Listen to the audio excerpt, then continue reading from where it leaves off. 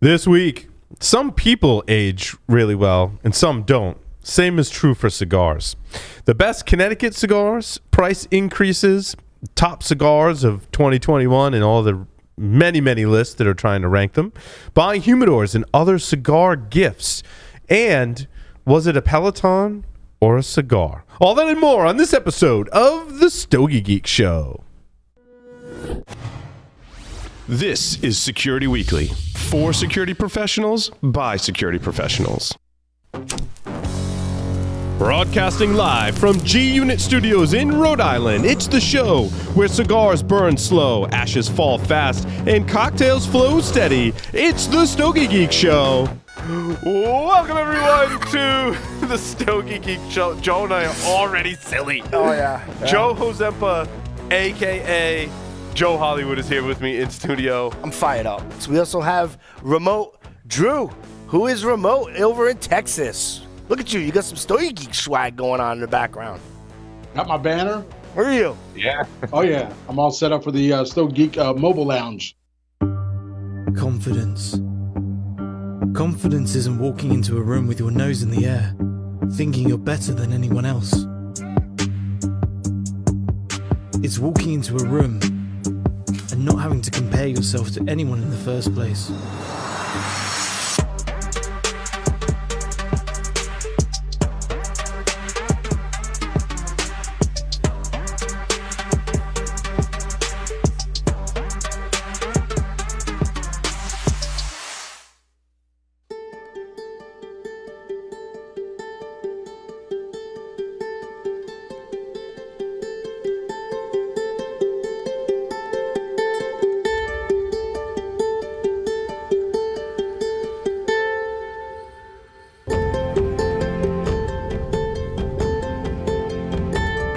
Cigars, perfected for more than 150 years.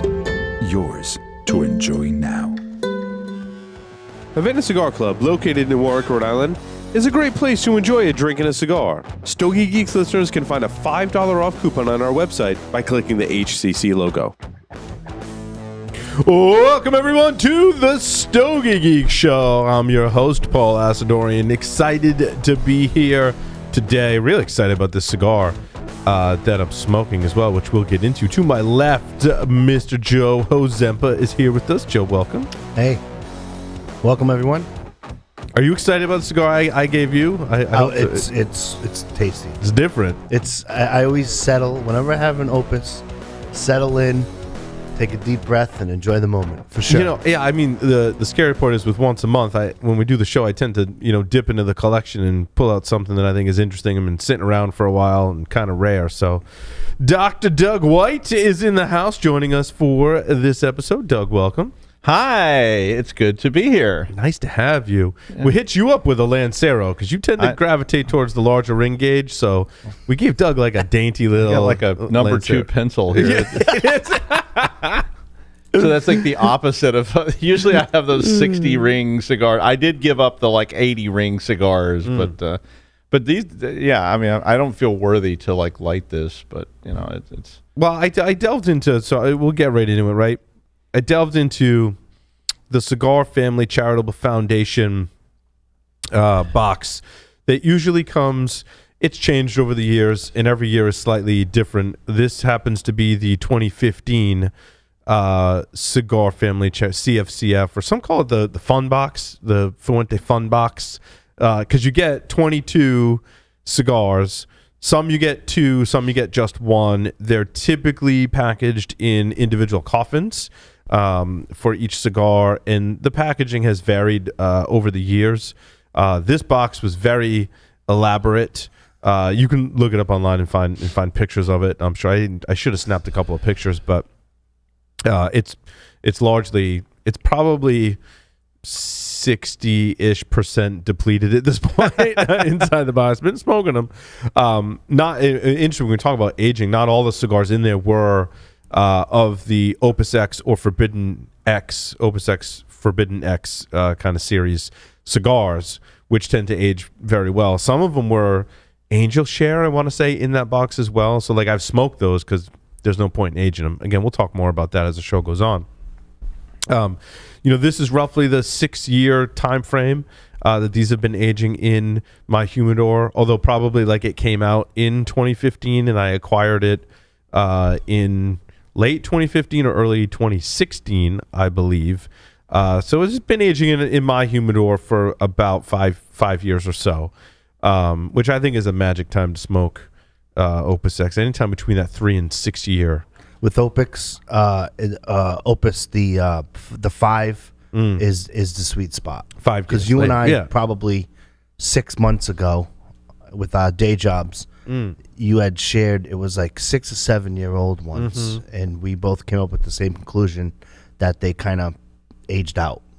Yeah, which is one of the topics we're going to talk about today too. So I've got the Forbidden X 13 Bellicoso. So it's interesting. These are branded as Fuente Opus X, which was the original one released in like 1998 or just thereabouts. It's an interesting kind of history of the Opus X brand. Most people refer to it as Opus or Opus X. The proper name is Fuente Opus X. The Forbidden X is like an offshoot from Opus, and they're very cagey about like what's actually in the blend. We should have Jose Blanco on the show and kind of prep him with some of those questions and talk about it like as much as he can. Is like what I don't know. We'll get the exact differences between the blends, right? But there might be some explanation Fuente can offer us about, because the Forbidden X, as you know, those of us that watch the show and are into the Fuente stuff, right? The band is different from traditional Opus X. It's got that black kind of coloring in there. So again, I don't remember, Joe, and I don't know if you do or our listeners remember and want to put in Discord or send us an email, like what the actual, if it ever has been documented, like what the differences are between the Forbidden X and regular Opus X. No. It's a much darker wrapper, so I'm assuming the wrapper is supposed to be different. It's supposed to be like an edgier smoke, the Forbidden X, and it doesn't have that behind the label where it's that orange, which is supposed to represent the sunset and all that stuff. It's the black. It's a black, But the wrapper colors vary on the Forbidden X because the Forbidden X carries the cigar in the bottle carries that similar kind of band, but it's not a darker wrapper on that cigar. So if you want to do a little bit of Stogie Geeks web surfing, go to stogiegeeks.com, type in Richard Carton Hacker, right? So Richard Carlton, CarleTon Hacker, and we actually interviewed him. He wrote a book called The Ultimate Cigar Book, and in there is a chapter, and he actually talked about plowing the fields on Stogie Geeks, and how the fields were flooded, and he was with Carlos Fuentes Sr., and he actually wrote about like that. He didn't get into the blends, but like what some happened, of the history. What happened with the elements, and I won't spoil it. We can save it for maybe next month, because then if I tell you, then you won't go there and look at it. So I gotta check that book out too. I have it. You don't have it? I think you might have given me a copy. If not, I'll bring mine in. And what did I give you, Joe, for a cigar? I don't. It's a King the King Power 2015. The Kung Pao. Let me see that. It's not Kung Pao. No, it's King Power. King Power. Am I not talking right today? I feel like I'm not talking right today. Can you get warmed up? Get a little more whiskey in you. Can you just put my volume up? We got you got a knob for that. Oh, we got the Balvenie double wood 12 year. I feel like I'm like stuttering. Like anyway, I have the Fuente Opus X King Power 2015. It's like a mini. Hold that up. It's like a short Bellicoso. Yeah, short Bellicoso. It's a little fat. It's actually a similar size to mine. Now Joe and I are going to compare sizes. Put yours next to mine, Joe. Let's do a comparison. I mean, they're pretty. Mine's a little bigger. Just got to say, but very similar bigger. Shape. But mine seems to be a little fatter. So don't look each other in the eye while you're doing that. It'll be okay. And Doug, we gave you a totally different size. He's got the skinny mini. I'm all length, no girth. Yeah. So you got the Lancero. Yeah, it's a cool cigar. I mean, I got a box of Opus X's once we won a lawsuit. And the attorney who was doing the lawsuit bought like 2 boxes of Opus X and gave me one of them. And the whole time I felt so guilty because it was like, I don't think I'm appreciating these at the level I need to. Yeah. And they're such nice cigars, and they burn really well. All of my sophisticated, it burns well, you know. Right. But they were really nice, but I felt bad.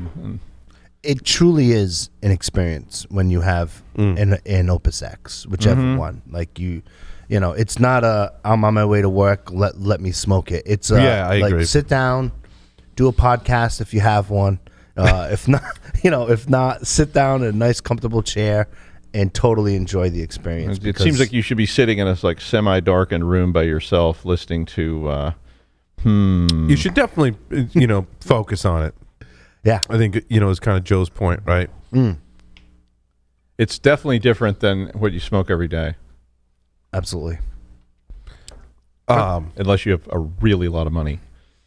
Well, I mean, they're not that. They usually come out this time of year. I'm not sure if they have locally. I was actually asking Joe that earlier if he had seen it in some of our local shops. I know a couple of weeks ago I had not. So we'll see. Usually they are released around well, it used to be like around Father's Day and around Christmas time, but I think especially in the past couple of years that goes out the window. It's like whenever they can get them here, with the pandemic and such. So it's good. There's a lot of different kinds. I pulled from this box because I thought it was some unique and really interesting sizes. Of Opus X in different ones. Are these all 2015? These are all the 2015. These all came from that same Cigar Family Charitable Foundation box. Yeah.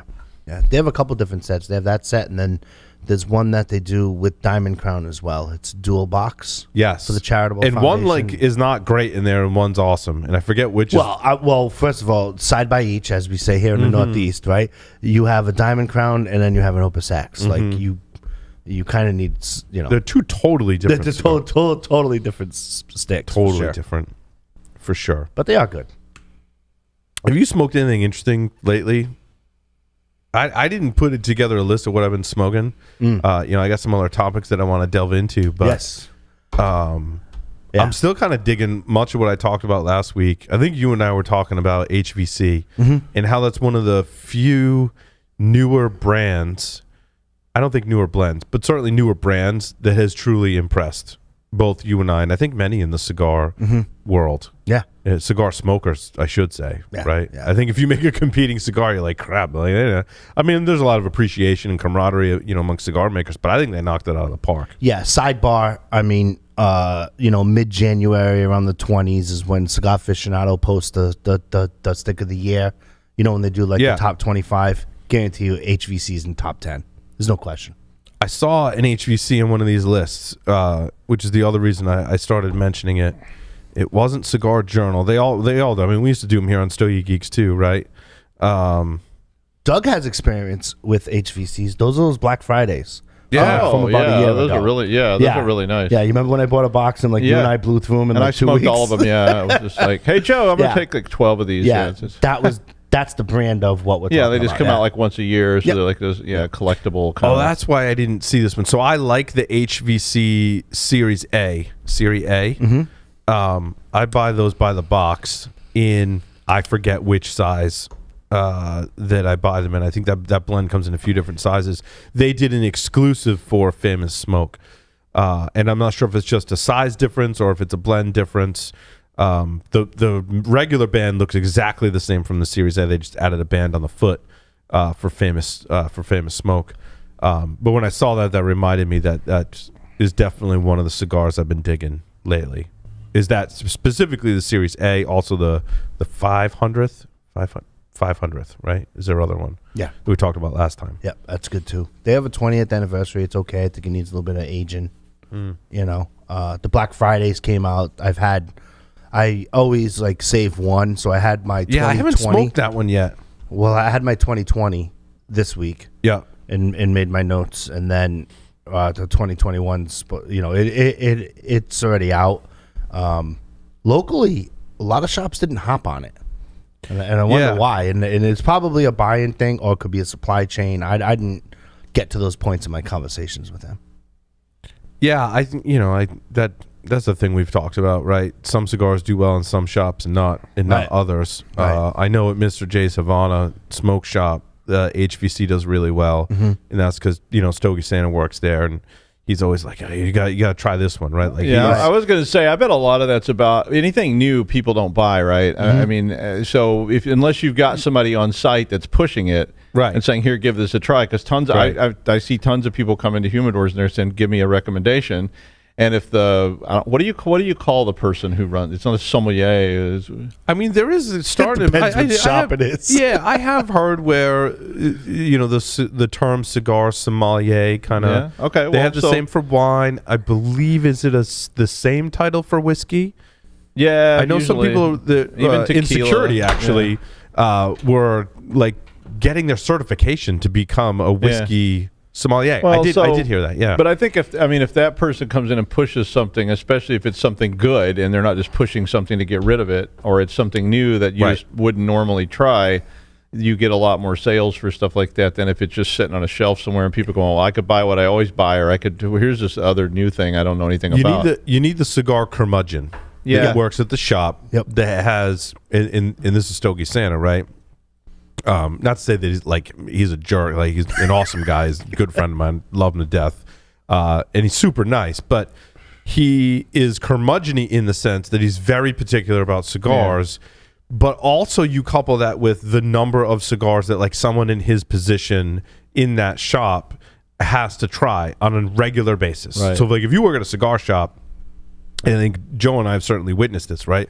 The folks working at the shop, if you spend any amount of time in a cigar shop and you've been there when a representative comes in from a cigar company and goes, oh, like I want you to try these cigars because I want you to carry them in your store. And like I know Stogie saying, like I can tell by looking at his face whether he likes it or not, and whether or not he likes it, because I know him so well, right? And you can probably pick up on the similar things in your shop. But I mean, these people have been trying new cigars for years and years and years. And the patrons of that cigar shop know that. So, like, when I walk in and Stogie Santa's like, oh, I tried something that I think you'll like, right? Not that even that, like, he liked, because a good cigar sommelier will know the individual patrons' taste, flavor, strength profile. They kind of get to know your style. He'll be like, I think you're going to like this. And one of those was HVC. And he was spot on. I'm like, I love this. I'm going to buy boxes of it, right? Yeah. It saves you a lot of the work as the patron. I mean, it almost economically, like, I don't know. I guess it is economically sound, because when he hands me something I like, I'm not going to go buy individual sticks to go find out what I like. I'm going to go, I really like that. I got to buy a box. Yeah. And when that box runs out, I'm like, I'm going to go buy another box, right? And I'm going to be my regular box. You need that guy unless you're willing to spend a lot of money trying things. Just the same for wine and the same for whiskey. I mean, everything varies, and you may like it, you may not like it, and you got to have that person that's like got that. I like the curmudgeon is the important word. Yeah, because they got to be really critical about. You don't want what a salesperson. Yeah, you want exactly. a person who's going, right. I tried this, it sucks, and then they're going to tell you the truth. They're not just going to try to sell you something, and that's really important to have if you can find somebody like that. And like each cigar place has its own delivery of the sommelier. I right? totally agree. So I love Janet to death. Jan is awesome, but she'll do the same thing to your point, Joe. Yep. But in like a different way. Right. The best is when I walk into a shop and I pick it up, and they're like, "What about this?" Like, you can't smoke that. You will not like that. And to me, that goes a long way. Another shop, you can't smoke that, because if you hate it, you're gonna bitch about it for 6 weeks, and I really don't want to hear it for 6 weeks. Adam next door, great delivery. Adam will do the same thing. He sees me walk around. He turns around. He goes, "Smoke this." Yep. And then he'll do the same thing with me. He'll be like, "You tried this?" I'm like, "No." He's like, "I think you should try this." And like, yeah, dude. Like, once you develop that rapport, it's a trust thing. Like, I trust you now. Then I have other. And I haven't hated everything Adam's given me. I have not hated it. Some like more than others. Sure. But he's getting to know my kind of profile a little better. I think, and what's super cool is obviously if you frequent a shop and you see them do it with other people besides yourself, it's like that's the business that gets it. Yeah, because now they're listening and paying attention. Because they're understanding their customers, and I think more shops need that. Other shops, there's a newer shop over in Middletown, and I go there and the rep's sitting there, and the rep's trying to sell them the Alandino series. Yep. Right, and I'm like, dude, it's all about the Corojo Reserve. Like if you're gonna go Aladino, the big box and everything is good, Right. But it's the Aladino Corojo Reserve, and when the rep goes, it's pretty tasty. He knows his shit. Like it's like, okay, you know what I mean? It's true, Joe. It's a great point. It works in reverse Right. too. I think most shops have that like core group of people that they trust, right? So they may try to bring something in. You may give one of your kind of core group of people like, hey, try this. Let me know what you think. Is this something we should bring in, right? So it's not just the shop owner that's making the decision. It's the patrons, and it has to be both, right? Yep. And a good shop owner who listens to his patrons, you know, I've always divided it, even pre-Stogie Geeks, I've always say, I like this, but this is not going to sell. Yeah. You know what I mean? Yes. Because obviously I used to own a cigar shop, so I understand. I obviously pay attention to consumer behavior, see a lot of stuff on social media, and I'm like, you know, absolutely, like this is super cool. Like for example, a shop brought in Dapper, right? And like I'm a fan of Dapper. Like if I could put them in my categories, they're probably in my top 3 for this year, right? Obviously being Rojas number 1, right? But still, like, and he's like, I'm doing very well with Dapper. I'm doing very well with Rojas. And what did he say last night? He's like, what do you think about this? Give me a couple seconds to have some more whiskey and think about the conversation. And I'm like, oh no, it was the Ezra Zions. I don't know if you're familiar with that. Yeah, I remember those. Ezra Zion, and I'm like, that's too nerdy for your audience. Yes, you got to know your audience. Yeah. And then he goes, I agree. And then, you know, away the conversation went. So yeah. With respects to age in cigars as well, kind of a segue in smoking what you like, but I think smoking it when it's in its prime is something that I'm struggling with now. Yes. Because I was having a conversation at a cigar shop, and we started talking about like cigars 10 years ago. Yes. Right? Oh, it's night and day. Like what do you smoke now? Like some of the stuff, because I've amassed like such a collection, I'm like, I got some of those kicking around. Let me go back and smoke them. And then it's like a crapshoot. I'm like, this is either like still pretty good. It usually falls in those categories. Like, yep, still good, or like this is not good anymore. Like this is aged out or has no flavor. Does wine do the same thing? Yes, it does. Yes. Because it's still aging in the. Is it aging in the bottle? There's still a chemical process and happening. just like cigars, wine. There are all different kinds of wines, and some wines are supposed to be drunk when they're like fresh. Some wines are supposed to age for years and years and years. Yeah. And so, and you have to kind of know that. So again, and from vintage to vintage, they may have different longevity. But like, you know, you see people, you wouldn't see somebody drinking a really old Beaujolais. Say they would be like, really? I've had people to say that kind of stuff, you know. And you're like, that's interesting. What do you mean it's old? And they're like, oh, it's like 15 years old. And they're like, okay, so it's basically a bottle of water. I feel like Connecticut cigars are cigars that are very mild in strength.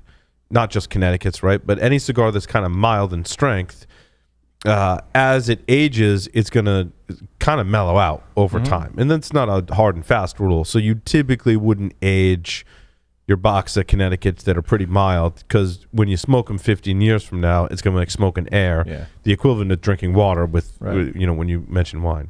I have a business prediction that I want. Just go with me for like 30 seconds on this. You know how you have the major regions, Honduras, Dominican, Nicaragua? Yeah. Okay. We obviously know, it's all public knowledge everywhere, there is a Nicaraguan boom. I bet you, which we're going to find out 6, 7, 8 years from now, Honduran, Dominican tobacco ages better than Nicaraguan. And the reason why we're shortening the gap of the aging process is because we're, as consumers, we're participating in the Nicaraguan boom. Does that make sense? No? No. Elaborate. Okay. I was doing other things while you were saying that too. Okay. No. I'm saying because, you know, because this conversation comes up all the time.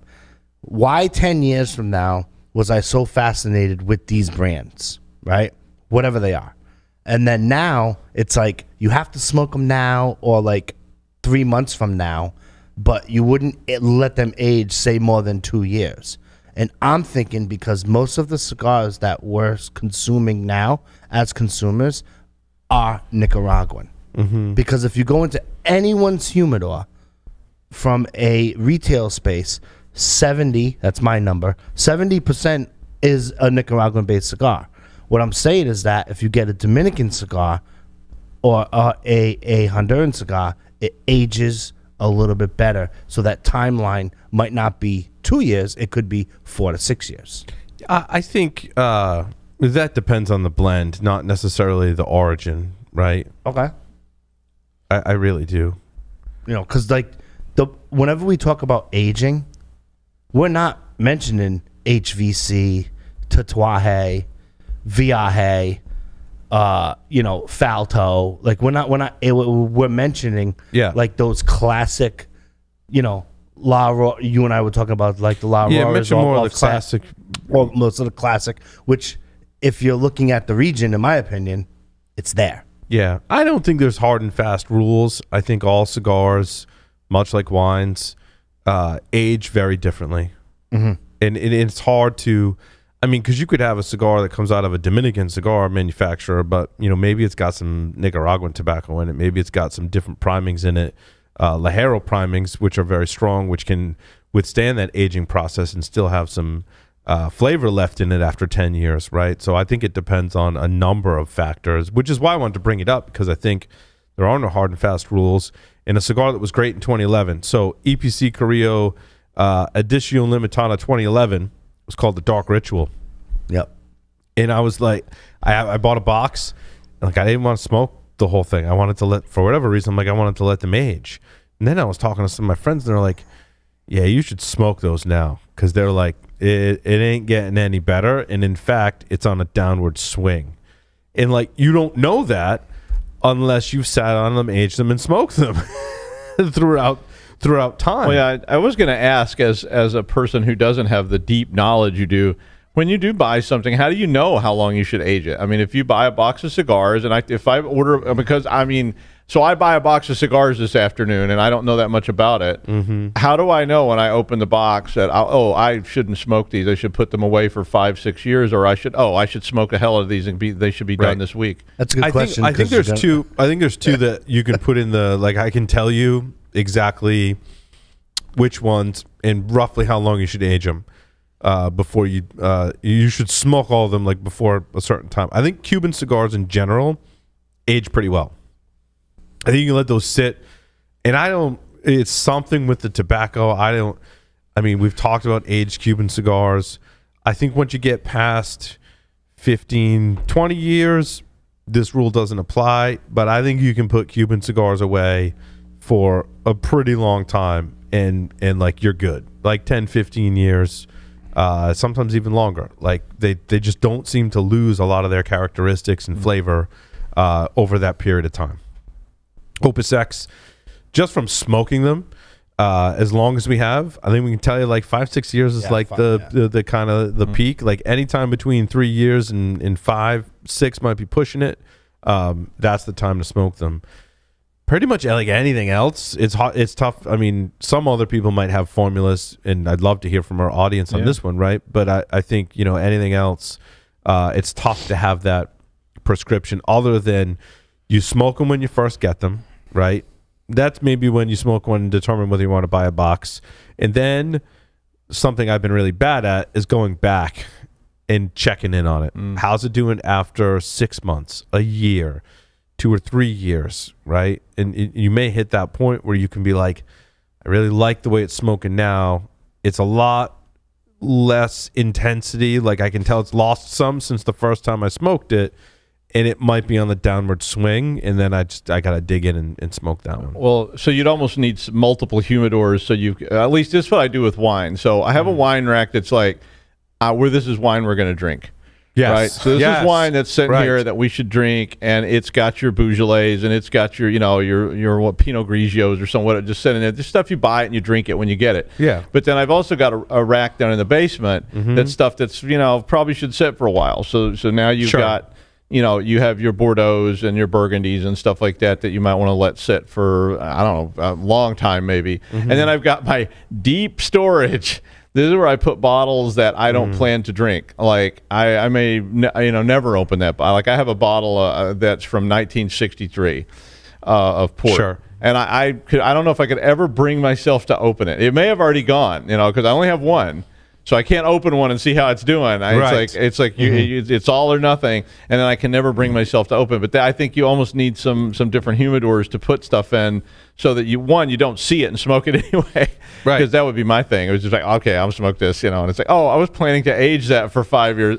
It's gone. Sorry. But I mean, same thing with cigars. You could have one or two, and you're like, maybe you got one, maybe you got two. When you got two, like, okay, I smoked one, and like, I want to put the other one away. Yeah. Special occasion, I want to see how it's going to age. Put that in your deep storage. But my problem is, what do you do if you like it? See, that's why. Like, It's is it going to get better? That's where I'm at. That's exactly where I'm at, But Joey. you're more you are far more disciplined than I am with that, because you always come up, through a weekly basis. Whenever I'm in studio, you're like, "Hey, have this." It's been aging for 4 years, 2 years, 3 years.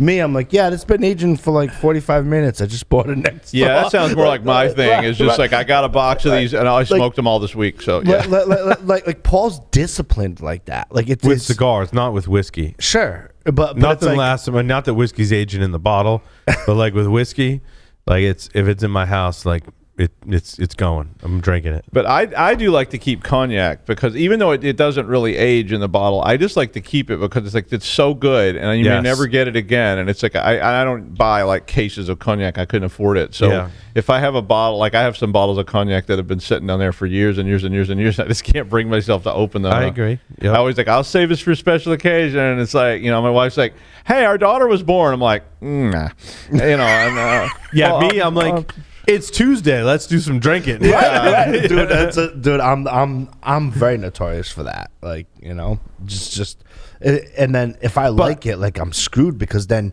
like you smoke. I know once you get on something, fixated on that addiction. Even though I know it's gonna end soon, I enjoy the moment of when it's there soon, or when I'm in the moment, and then like I know it's gonna go away, but I'm totally cool with it. So and I know some of our listeners are probably going, well, what did you think of that Dark Ritual from EPC? I actually liked it.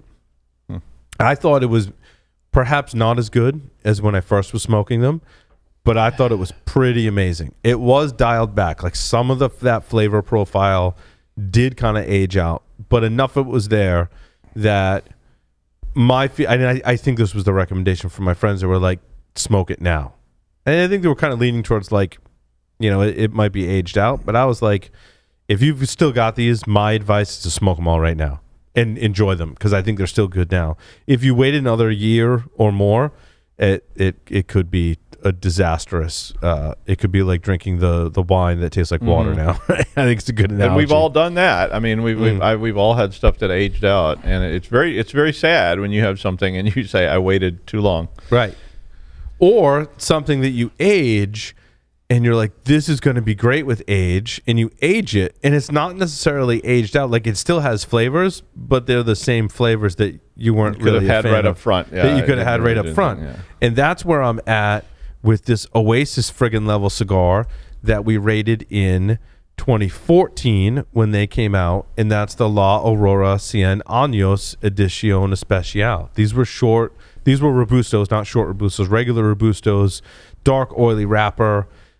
When they first hit the market, we literally, like, the delivery came in off the truck and we smoked them. And I was like, this is one of the best cigars I think I've ever had in my life. And I bought a bunch from that initial batch, and then I'm like, I got to get more. I was like a crack addict. I'm like, I got to get more. I got to get more. And so I bought more. And then I think I bought a box online. I think I found a box online because the retailers didn't have. You had to buy like a ton of La Aurora, and you got like one or two of these boxes. And then they noticed the market demand. They came out with more. And when I bought that box, it was like the re-release. I even think the cellophane was slightly different. It was not as good. And I'm like, oh, it must just it needs more age, right? Like the first one that I smoked that came in that initial batch, that must have been like sitting in their aging room for a little longer. So I just need to age them. So I got the second batch, and I was like, not great. I'm like, and actually I bought some more from some other cigar friends that were like, yeah, like we listened to the show, Paul, and we bought some, and I'm not a big fan, and I bought them off of them. So I've got like an initial batch, a whole box, and like a whole bag of 10 or 15, right, that I bought because I was like, this is going to be great. They just need to age. And then like over the years, I've been smoking them every now and again, and I'm like, it's not great. Must need to age longer. Still not great. Must need to age longer. So, but sometimes it's just not good. Yeah, sometimes it's just not good. Like, yeah. I don't know what the magic was in the batches. If they had to switch out the tobacco, the grow, I don't know. I don't know. Or maybe it's my palate. I don't know. I mean, Manuel Anoa's one of your palate's in decline. He is one of the most amazing blenders in the world, and so he signed one of my boxes of these cigars. I don't know. So Tim writes on the YouTube chat, you guys are going to talk about bourbon. Yeah. But he also says, why do we need laptops? And my answer to you, Tim, is how would I know how you're asking questions on the YouTube Live? But I posted that. Mostly my laptops notes are cool. I wanted to make sure I talked about that cigar, and the reason I can tell you what year and the exact name is because it's in the, on my screen. Yep. I like bourbon with cigars for sure. I like them all. Bloody Marys, anything. I think I'm a good time. Speaking of, I like wine. I love I love coffee with cigars. I like bourbon. I think the common theme there, Joe, is just cigars. So I'm it's just like, a good as time. long as you have a cigar, you're happy. It's the rest is just, oh yeah, I'll drink this motor oil as long as I've got a cigar. I'm a good time. Why do you think Paul keeps me around? One of the we like to have a good time here on the show, for sure. That is true. I think that one of the better bourbons out there in terms of value. Oh, I guess Tim is a cyber guy because he said, "LOL." I thought Sam was monitoring the chat.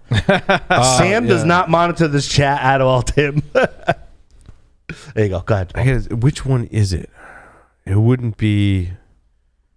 Is it $88 a bottle? No, all their bottles look the same. $17.92, right? Is the brand of bourbon.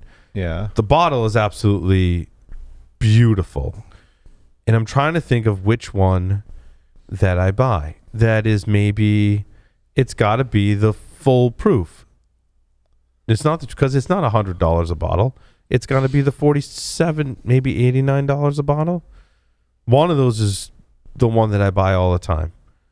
Yeah, $17.92 full proof Kentucky straight bourbon whiskey. It's hard to get prices online from a they're all over the place. They're all over the place for bourbon, like because I see as low as $45 and as high as $70. So who knows what I pay in the store. I tend to look and go like that's the $40 bottle, but it's like the one up from that. I think it's the full proof because all their bottles look pretty similar. That's my favorite for the value. I want to say I pay around $50 in the store. Online might be the kind of exaggerated price. That to me is that sounds about like the for price value. Of that. Yeah, for value is unbelievable. For $50 for a bottle, the bottle's beautiful and the bourbon tastes amazing. Tim states that that's wheat bourbon you're talking about. I think I believe that's correct. He's obviously a fan of yours because he thought Sam was monitoring the chat. Right, so, right. Well, if anybody that knows us knows Sam is monitoring just about everything. But the show. We can't function without Sam monitoring, so at least I can't. No. So you asked me what I've been smoking lately.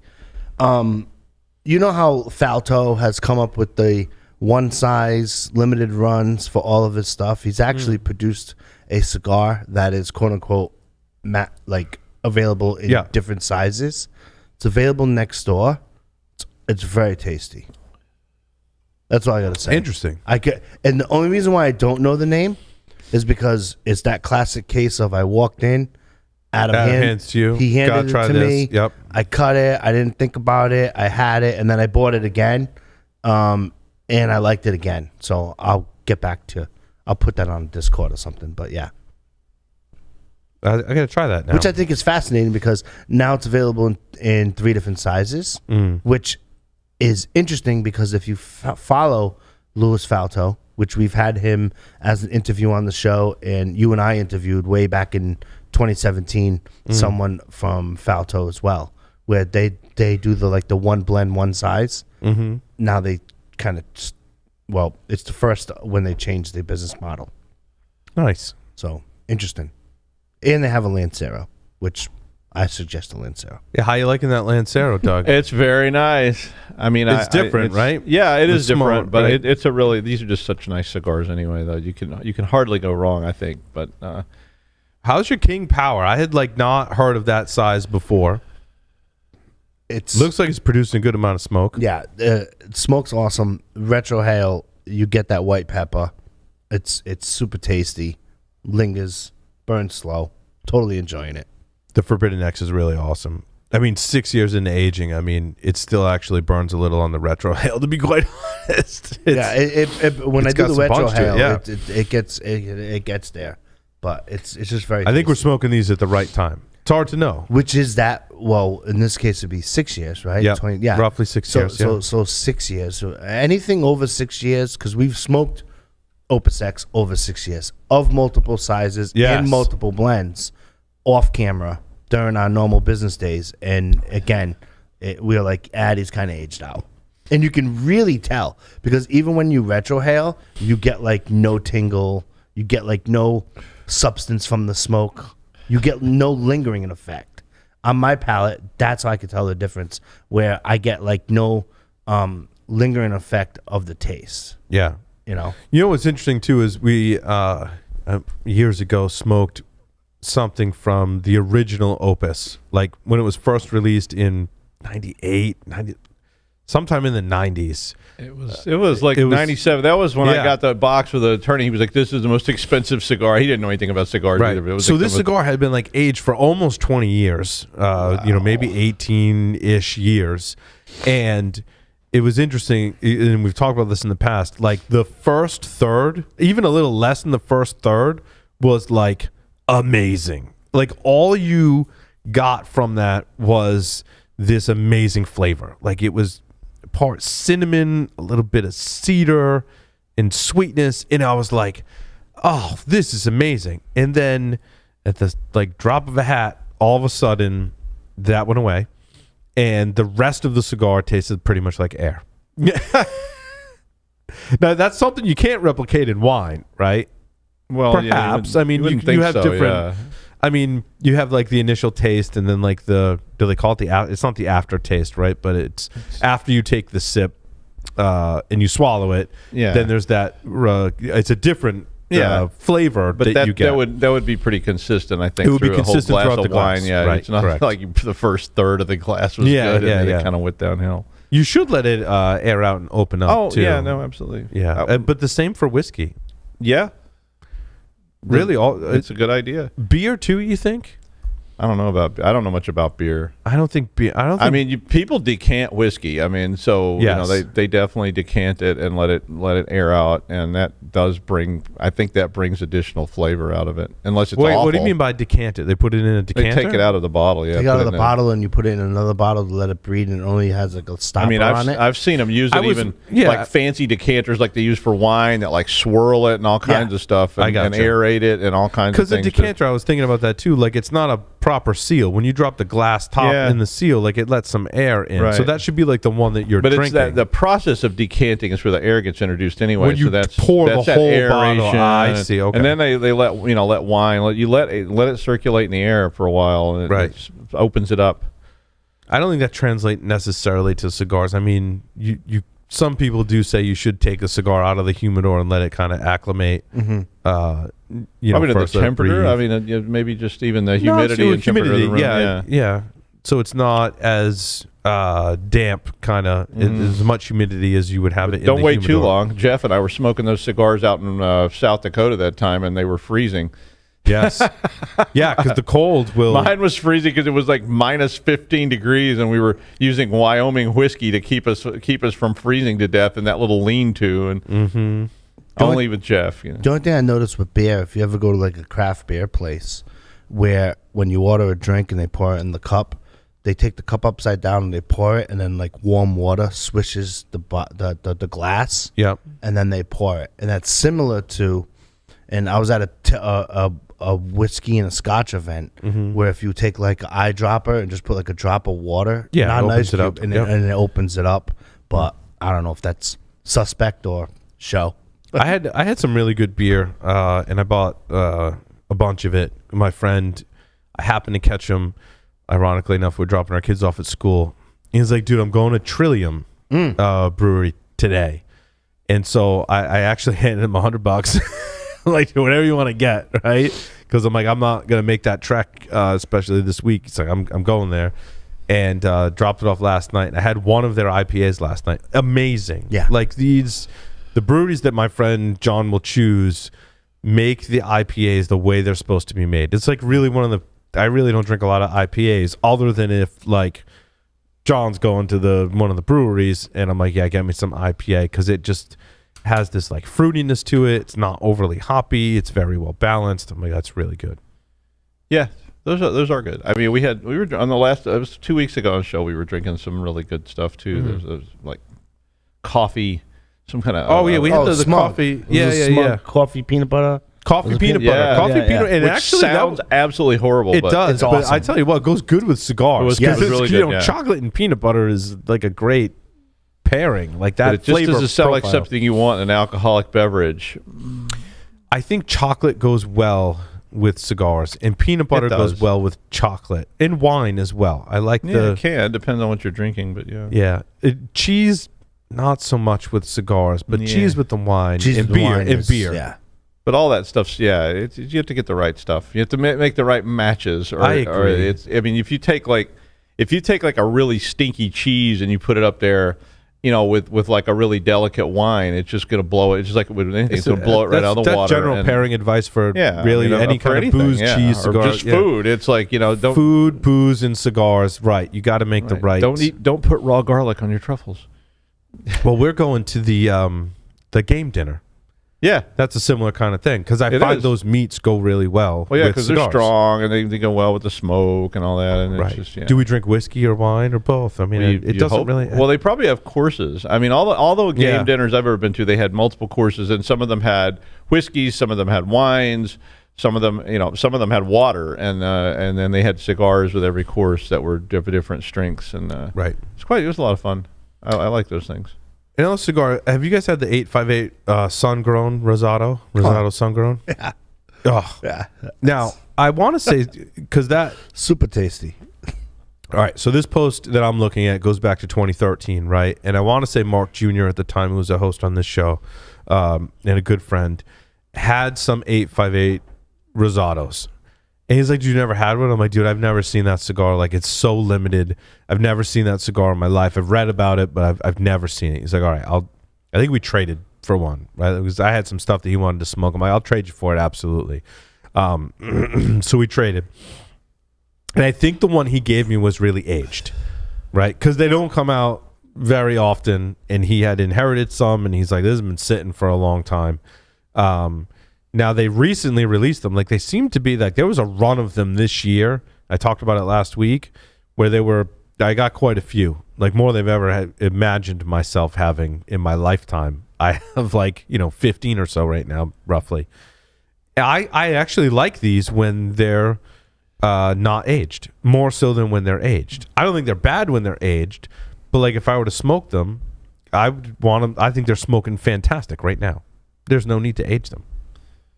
But you just have to live with the dilemma that, what if I'd waited?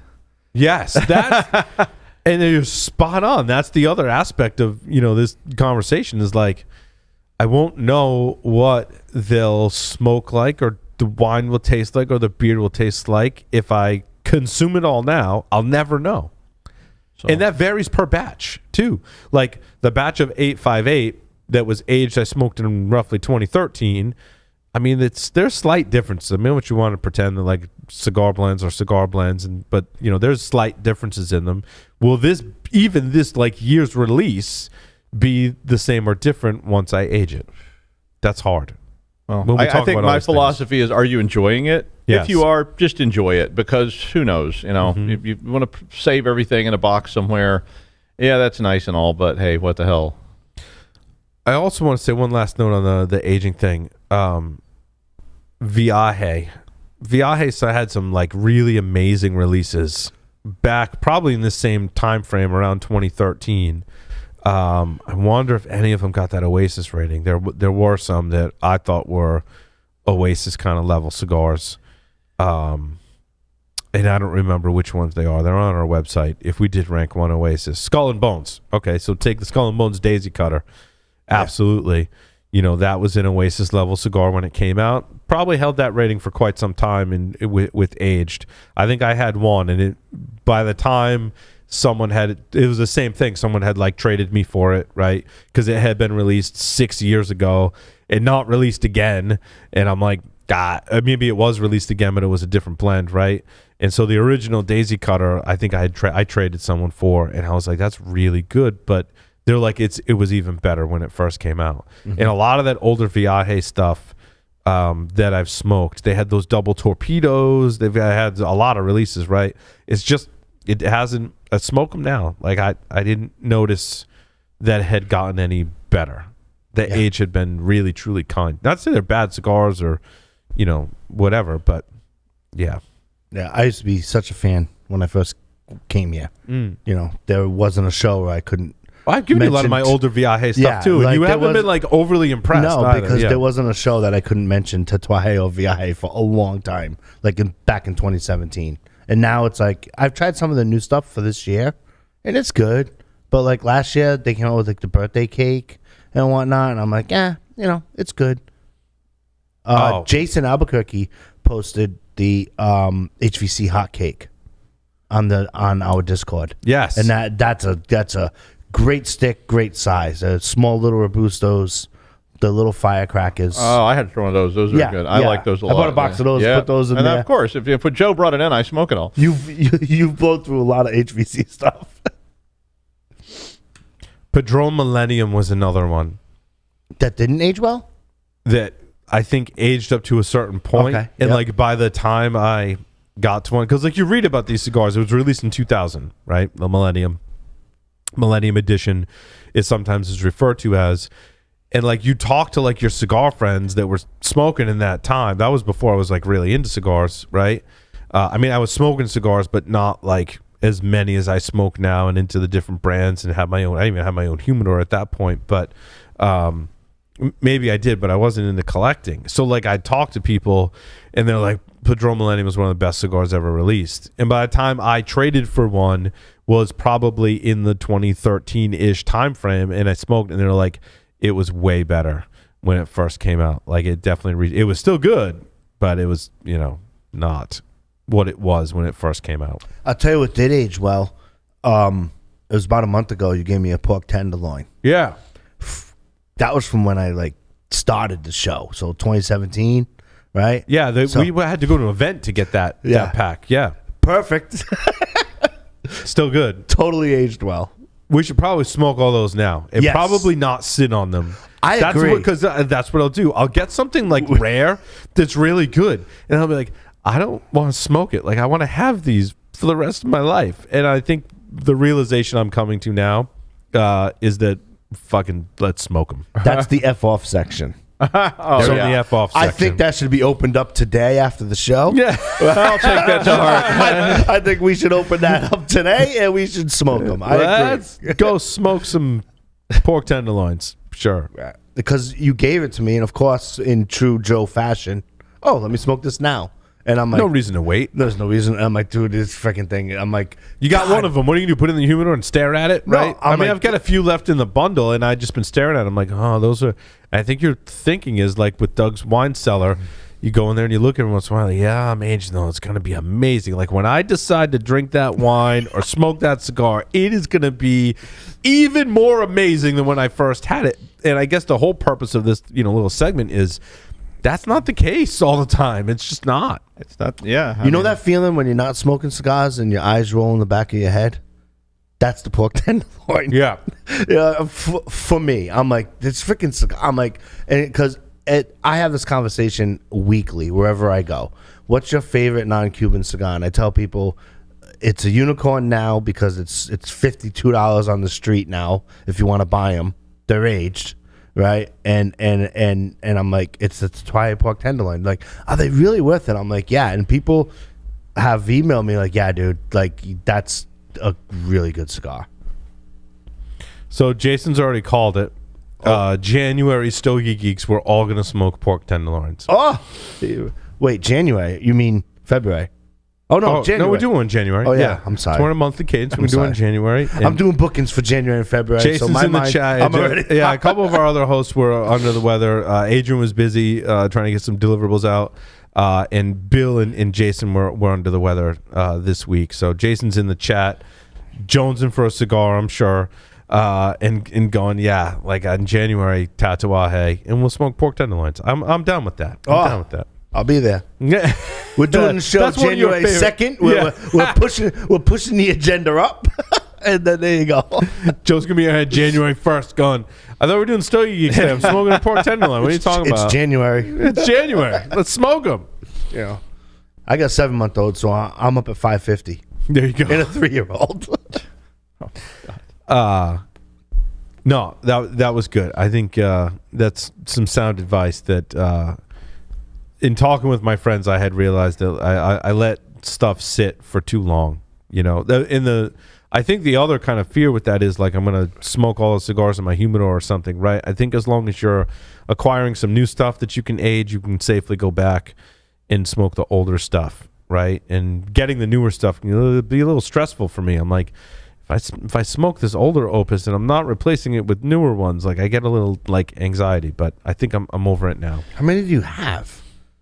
Because to Of me, what? it's like Cigars? A lot. No. I'm talking about the Opus because like you always come in with that or a Padron. Like Because you I make sure that every year I buy some Opus, right? And I try and be diligent about like labeling the bag or the box to know when I bought it. So like I want to always, like once you start, it's kind of like, again, like an anxiety thing. Like I always want to have Opus that's 3 to 6 years old that I can smoke. So that means like right now in this year, I got to go buy a box, and I've gotten like better. I tend not to buy singles. Like I want to go buy a box, right, of a size that I know I'm going to like, and then I just put a date on it and let it sit. So then I'm smoking. I mean, that's what you have to do, though. If you want to actually, with wine or whatever, if you want to be a collector, connoisseur of those things, You have to always be collecting. You always have to be planning for that horizon out there in the future where you're going to drink this. Because like we used to buy wine futures all the time, still do. Mm-hmm. So every year I buy a couple of cases of wine futures,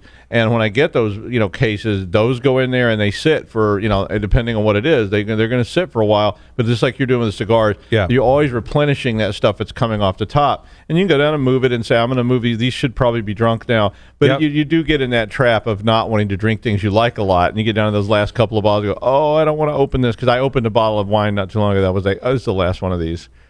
I mean, it's sad. literally It's the sad, last one. right? Smoking the last one in the And box, it's the last sad. bottle. Yeah, It's like, this is the last one of these, and there's not any more. I mean, it's you're not going to enjoy it any more or less if it's I the know, last but bottle or the it's first just the bottle. keeping but it. It's like you said, you want to say you have that, right? So you can go, yes. I have that downstairs, and you can't touch it. I think Like- what we need to come around to is that like I had those and I really enjoyed them when they were in their prime. Yeah. More so than I think you're right, Doug, with wine and cigars especially. You want to say like, oh, I still have an Opus from 2007, right? Because I have it, but I let it age too long. Like I probably should have smoked it. Then you kind of regret it, and it's like, but it's easy to do, and it's a game. I mean, you're always playing those games with wine and cigars. Absolutely. How long is too long, and how long is not long enough?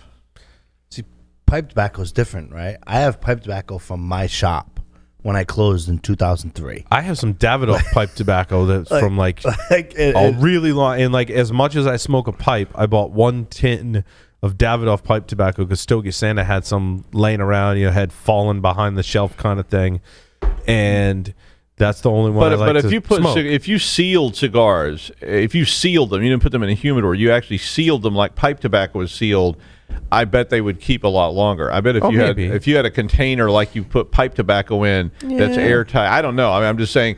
But I mean, pipe tobacco does seem to persist, because I have some pipe tobacco from like 2003 or 2004. Yeah. It's never been opened. We know it's good because they put it out every year, as I was telling you about earlier, that Christmas cheer pipe tobacco. And Lou and I always used to buy a tin of it. And then a lot of time, I mean, I didn't smoke pipes all the time. And a tin of pipe tobacco will last you like years. Yeah. I mean, and so I would just not open them. And then I got in this thing of I don't want to open it. I'm going to keep it. So I got it sort of souvenir kind of thing. But I know if I went to those like 2002, 2003 tins of Christmas cheer, It would still smoke and pretty open good. them, it would be all moist and nice, and it would still be what it was because it's been sealed in that can. So I don't know if you put a cigar in something sealed like that, it would last more than if you've got it in a humidor or something like that. I don't know that. But Yeah, it's weird because it's all tobacco, and tobacco should be able to breathe and be exposed to air in the right temperature and humidity to support the aging process. But you're right. But you don't do that with pipe tobacco. you You'd think could you'd almost seal. take pipe tobacco and put it in a humidor for a while or something. I do. Well, so I put it in a Ziploc bag, and I put it in my humidor. And that's why you have so much trouble with the police. That's true. They see those Ziploc baggies. Oh, what do we got here? Like individual Ziploc baggies of pipe tobacco. What is that? What are you transporting exactly? It's pipe tobacco. I'm working on a little bit of that tin of that Christmas chair Yeah. that you should bring into the studio. We could smoke it every Tuesday and Is it good? Friday when you do your show. He Well, hasn't it's opened it yet. He hasn't It's even a know. different blend every year, so it's a mystery too. They don't tell you what it is; they just Right. sell it, and they make their own custom blend every year. And they sell every year they sell Christmas. It's called Christmas Cheer. And, So what do? They put like pine needles and cinnamon in it? No, they Cheer eggnog. they come up with the blend. They probably have a process. They come up with the blend. They put it in the tins, and then they do it. And they still sell Christmas cheer today. Yeah, no, they make Like it every year. It's and people go crazy and they blow out the tins and they sell it. But some people collect them. People buy it. Lots and never of them. smoke them. And I'm like, dude, why don't you get like the last year you have? Bring it into the studio. Yeah. Well, I'll bring you one. Does it get better with age? Pipe tobacco. That's what I've always been I mean, told. it's tobacco that would age Yeah. like and cigar. Then so And so 20-year-old Christmas cheer is probably pretty. That's the theory. Is it's really good to smoke. Nice. You know, I mean, pipe tobacco is you put it in a. I mean, if you can put it in a glass jar, and just they have the mason jars Yeah, that have yeah, the seal sure. or the regular glass jars with like the plastic seal. There, I mean, it can go like 10, 15 years as long as it's not in direct sunlight. Like, Yeah. like I usually drop a Bovita pack in there with it. yeah. You can certainly some do moisture that. in Yeah, there. keeps it moist and whatnot. Not They're like a 72 or whatever, right? Like I might put a 65 in there with the pipe tobacco. I opened up. It was from my golf bag when I changed golf bags one year. So it sat there over a previous season, and then so 2 years. And I had some Dunhill Early Morning Pipe was the blend, but you can actually recure, Yes. unlike cigars. Right. So if you get like a Mister spray bottle, like a mist, like You can like rehydrate it. You can Yes. all you do is just take the mixture, you put it in a bowl, you bing bang boom. Or if you want to get like super nerdy, you can get like what is it, like cheesecloth? Yes. With like a wet paper towel, and wrap it around a cheesecloth, put it on top, and put it in that glass jar. It re-goes and off you out of the races. See, cigar tobacco has those oils, and what I'm told is once those oils evaporate, you're not going to get those oils back, and the oils have some of that flavor in it. So if you're rehydrating cigars, inevitably it's going to lose some of their flavor and characteristics because the oils have evaporated. But if they've never been opened, the oil can't evaporate. It would stay It's in. true. It would Right. stay in there. Plus, there's also a construction element of cigars, right? Wrapper, binder, filler, right? Pipe tobacco is layered in, like Virginia is like the baseline, right? Yeah. And then you have like you can go Kentucky, or then you can go like Latakia or Perique or whatever. But like Virginia is like the baseline. So, but it's not like constructed and kept together. It's in bulk, It's right? it's So all you chopped do is up. take Yeah. the glass jar and Shake it around. and you're off to the races. Yeah, you know? yeah. So it is different. You guys got favorite Connecticut cigars? And we've talked about this in the show in the past. There was an article from Holtz actually on their favorite Connecticut cigars. I don't necessarily agree with the list. I like the EPC New Wave Reserva Toro size. Probably one of my favorite Connecticut cigars of all time. Because like the Connecticut cigars. Again, I don't agree with this list, right? Like it's got, an Ashton Classic, which is a good Connecticut cigar, not one of my favorites. I think it's a little too light. They do have some Fuente on there. Chateau series is good. Again, not one of my favorites. San Cristobal Elegancia is on the list. Again, not bad. I think they were good when they first came out. but not a huge fan today. Interesting, they got the Nub Connecticut on there, and I tell you what, I would substitute on that list if you're looking for a light cigar and you like the Nub cigars, or maybe you don't. The Nub Cameroon is actually really good. Mm-hmm. I think like it's those. I bought a box of those. I don't know if you guys have been smoking them in there. I think they're absolutely fabulous. Well, I smoked one of those in there. I bought a box of those because I like them so much. They were on sale. They were they like smoke really well. $4 or $5 a stick. Yeah. And they smoke great. They smoke really well. So I wouldn't go. And I bought a box of the Nub Connecticut's, and I like the Cameroon better. And I tell you what, there's not much difference in strength. I would smoke one of those Cameroons first thing in the morning, even before breakfast, and be fine. Can it be Ecuadorian Connecticut? Sure. Gilberto Oliva Reserva Blanc. Those are good. Like and even when I mentioned it on Stogie Geeks a couple like weeks in a row, and you just bought a box on a whim, and you were like, dude, you were spot on with these. I was like, they're freaking awesome. They've got some construction issues though. Well, they're only $6. Yes. I mean, you know, but if you can get a good one, taste in a good box, that is like my staple Connecticut. I tell you what, the Baccarat is not bad. I mean, I have had that those. cigar's been around forever. Yep. If you're looking for a mild cigar, and I tell you what, there's not like if you're looking for the super mild ones, like there's not much difference between them, right? Well, that's like, what I was gonna you're say. getting a commodity.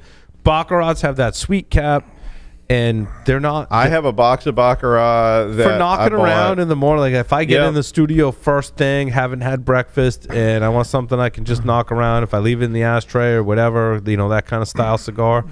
Baccarats are you can Well, get that's them what I for bought them $4 for. a stick. I bought them because they were cheap. They were on sale, and I thought I'll give these a shot. And I think I bought those on that auction site, and I bought a box of them, and they were fine. I mean, because like for me, it's like construction matters a whole lot. Yep. I don't care if they're $4. I still don't want it to fall apart. I don't want it to be all broken and awful and not burn. So you know, Can I have but that bottle, Joe? they were cheap, and they smoked well, and I couldn't complain about them at all. And I like the sweet cap. I think that's a different, you know, it's a good experience. not all the time, but yeah, it's fine. Johnny Blaze says the Nat Sherman Metropolitan. Nat Sherman's lately, whatever like was left from Nat Sherman, has been very different from traditional Nat Shermans. Well, it's changed. You know that, right? Yeah. Yeah. And it's kind of funny, Johnny. Like I smoked today because there's this guy at the shop, and he's convinced that it's different blends and how they change. Yeah, and they whatnot. did. They changed. There was a gave point me- in time where like a Nat Sherman was not a Nat Sherman. Right. And again, I don't want to knock anyone, but like I'm just saying, my experience, Nat Shermans were not the same at some point. Right. He gifted me the Timeless from the Yes. old roller. Roller. And then the Timeless from the new roller. And I actually did that today. Oh, so you compared them? I did that this morning. Like, you know what I mean? Like, which is like weird how like Johnny and I are on the same wavelength. The Sterling. So Sterlings used to be awesome. Yes, They were yep. high in price. Yep. And then I started seeing them, and they were like on sale and low in price. I'm like, oh, I'll totally grab a box of Sterlings. And I started smoking them. I'm like, this is not the Sterling that I smoked back in the day. Well, it's because they buy rights to the brand. Yeah. Right. Okay. And they buy rights to the name because they Nat Sherman went out of business. they closed the Nat Sherman store in New York. In New York, that's how it started, and then the brand dissolved, and someone else takes it over, but is able to keep. And I'm making it up like out of 5 blends, I think they kept 3. Yep. So then the other 2, but then they changed the names. Which ones? I'm not gonna lie to anyone. Say I know, but it's kind of crazy because like it did change, but not for nothing. Even if it didn't change, the process and harvest, which we know from Manuel and Noah, it's going to change year to year anyway. Absolutely. So if you're a fan of a brand and you smoke it yearly, it's going to naturally change. Mm-hmm. Which is why you put things in boxes and label them on dates. I wish I was that disciplined. The I good really ones. do. The good ones. Because Paul comes in with a bag. It's got like 2017. No, I've seen on it, these. Yeah, it's got all the information on there. Bought from Mitch. You know. I'm like, this kid is like crazy, but yeah, it's how he is. You know. You will notice. I mean, if you smoke, especially you smoke a cigar consistently in the same size, and you can pick up on those subtle changes. And from interviewing multiple blenders and such, right? What I gather is those changes should be so subtle that only your experienced smoker that smokes that cigar is going to pick up on those, right? But there's other blends out there where, like, even if you're not a regular smoker, you can be like, that's different from what I tasted last time. Yeah. Wine's the same thing. Wine is the same. Whiskey's the same thing. I mean, Absolutely. year to year, it can be different, and it shouldn't change dramatically, but it might. Right. I don't know, the Balvenie 12-year Doublewood. Yeah, that's pretty consistent. I don't think I've ever met a bottle where I was like, this is different. Like, it's always the same. Well, I guess, ideally you get above the curve and you just stay up there. So the variance is all above this, like, detectable threshold, and it doesn't make any difference, then nobody would ever notice. But, some people are bouncing around above and below the curve, and then that's a problem. Well, because with whiskey, they're not blending, but they're taken from different years of the same single malt from different years and blending that together. Did I get that right? I want to say we interviewed some people when we talked about that. Well, when they make blended ones, yeah. But even they make a single malt, they'll take some from the previous year, some from the current year kind of thing, right? And to make it true. Some they do, I think, but not all. I mean, like single cask and stuff like that is all, that's like in the same. Yeah, I don't cask. think they blend that. I don't know though. I don't know that much about how they make whiskey. I just drink it. Yeah, I think I don't know how variances differ between wine, whiskey, and cigars. What do you mean variant? Like time? Like, well, because there's a farming process. in Wine all of varies a those. lot. Farming because you're doing the because grapes. they get rain, sun, disease, dust. There's a dozen. But with things. whiskey, it's barley or wheat, right? It's pretty consistent. It's pretty. I think but that's to me, more, to me, whiskey's a lot more consistent. And than I wonder wine. if that's because it's a more consistent crop. And grapes wine can or change tobacco. if they have different vintners or somebody retires and they get a new person and they say we're going to change this a little bit. They're going to use different, but the casks and all these other things go into it. But a lot of it's in nature. But I would guess that's true to some degree of tobacco too, because it grows. Oh, absolutely. Yeah, And, it's huge If it's a in big sunny tobacco. bright year, it's really dry, and they have to spray water on it or something, is different than if it's like swampy. Correct. So you may get the same product from the same person in a different year. They use different batch of tobacco, and they get a little bit different. Right. But it ought to, in a quality, it ought to bounce around that. Only. And I want to say in those cases, they reserve from some of the crop for like either wine or whatever you're making, right, from the previous year, and they mix that together with the crop from the current year to maintain some of that, right? Because like once you get it started, you could reserve some of your yield from what you farmed to produce the product to keep more of that consistency. Maybe, I don't know. Yeah, I want to say someone told me that was true with tequila, whiskey. All these are very similar processes in that you're taking a crop, right, to produce a product. Squishing it up and letting it rot and then consuming it. Right? Well, yeah, pretty much. You and I were taught about tequila on the tequila episode of Stogie Geeks. That was a 5-hour, 3-bottle drink fest. Remember that? We ordered pizza like during the show. I remember a few things from that. Yeah. And so, yeah, absolutely. We should get him back on. We should. Yeah, that'd be cool. Super cool. Oh, God. Oh, God. That was a lot of drunken. I was drunk. That was a 5-hour and 46-minute Stogie Oh, my Geeks. God. About 3 bottles of tequila and no cigars. What do you guys think about price increases? I saw some articles this week about price increases. I mean, speaking of crops, and then we get into the manufacturing process, the delivery process. Then you've got FDA, the taxing process, the supply chain issues. I mean, all of these are basically lead to price increases that are being passed down to the consumer. I saw everyone from Fratello to, I'm not going to single out any manufacturer, right? I mean, we're seeing price increases across the board. Alec Bradley. Yeah, most of the. Wait, talk about that because I got to go to the bathroom. So Sure. I'll be back. Can you get some cigars too? Because I'm running out. Yeah. All right, cool.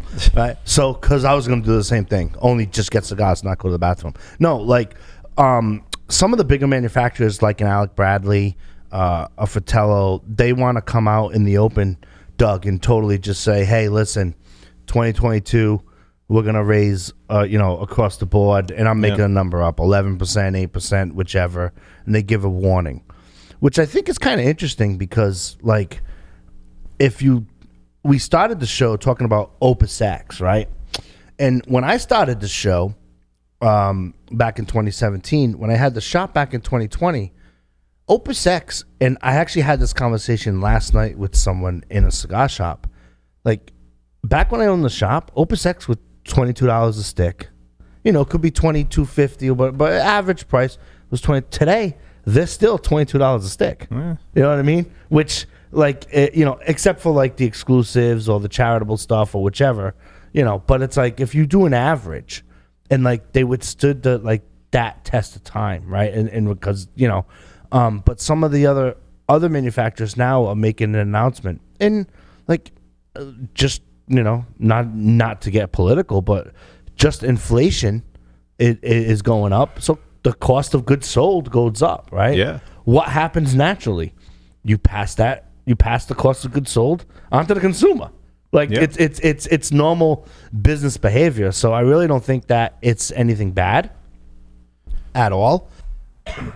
I just think that it's just a natural process, right? Everything's going up. Shipping's going up.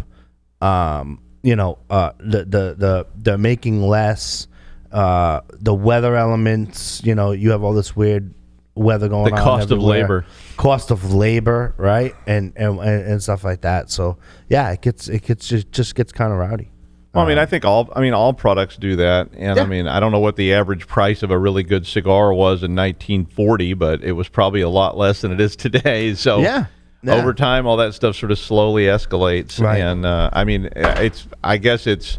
I don't know how I feel about announcing price increases, but I guess if you're going to do it, you might as well let everybody know. And Yeah, you got to be transparent about of course, it. it can also be a sales tactic too. Sometimes they announce big price increase coming in 2022 to get you to buy stuff in 2021. Sure, you know, it could be and, a numbers push, you know. And but I mean, I think the truth is that prices are going up. Everything, gas is more expensive, and all that stuff. You know, economics is very complicated, and all that stuff is interrelated.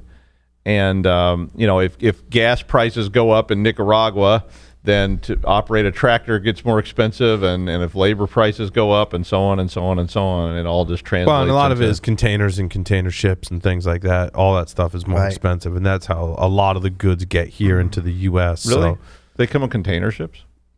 I mean, I don't know. I'm just curious. yeah, I mean, I actually don't know like what percentage is flown in versus comes in container ship, but I think the pandemic kind of highlighted how much does come over in Well, container yeah, I mean, ship. I know right? tons of stuff comes in container ships. I just didn't know they ship cigars that way. Yeah, I think No, they do. I've heard some cigar manufacturers that are one of the price increases and struggles they have is getting Yeah. goods over here, and they come in container ships. Some come in planes too, but I'm sure that is more expensive. I would All of that's imagine, more expensive, right? yeah. To come in a plane, and then Yeah. you can only fly so many planes. Right? I There's don't only know. I it's a guess I limited was supply. imagining like, you know, some guy was rowing across from Jamaica, you know, with all the cigars for the year. Like, Or it's like a drug cartel. where the Welcome, drugs are- friends. yeah. The drugs are flown in on little Cessnas. there you go. Stay under the radar. I don't know. Yeah, it's like, I mean, when you say all that, I'm like, well, yeah, it makes sense, but it was kind of a stupid question. But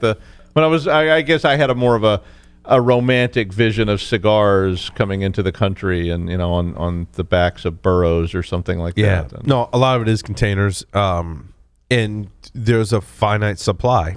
And when there's so many floating off the coast of California, Yeah. there's not enough containers to put new shit in to send here. That's Even if true. you're trying to go to a different port, right? Like Florida was like, hey, we've got container ports and they're wide open. Like, come to us. We'll figure it out. We'll get that stuff offloaded way faster than California. I mean, I don't know if that's true, but that's what they were saying.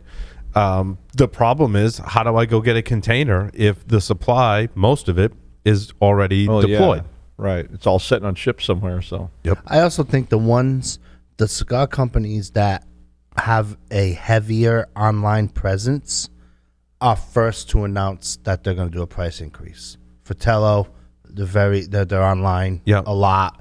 Because the price are already low. Alec Bradley, So they they're can there. withstand So those, yeah. it's preparing an audience. I mean, you know, no, it's a smart move business wise, just because Taxes don't go down. Taxes Yeah. only go up. So cigars are the taxes are only going to increase. Yep. And so you're going to, for the retailers and for the manufacturers, you got to pass some of that cost down to the consumers. yeah, absolutely.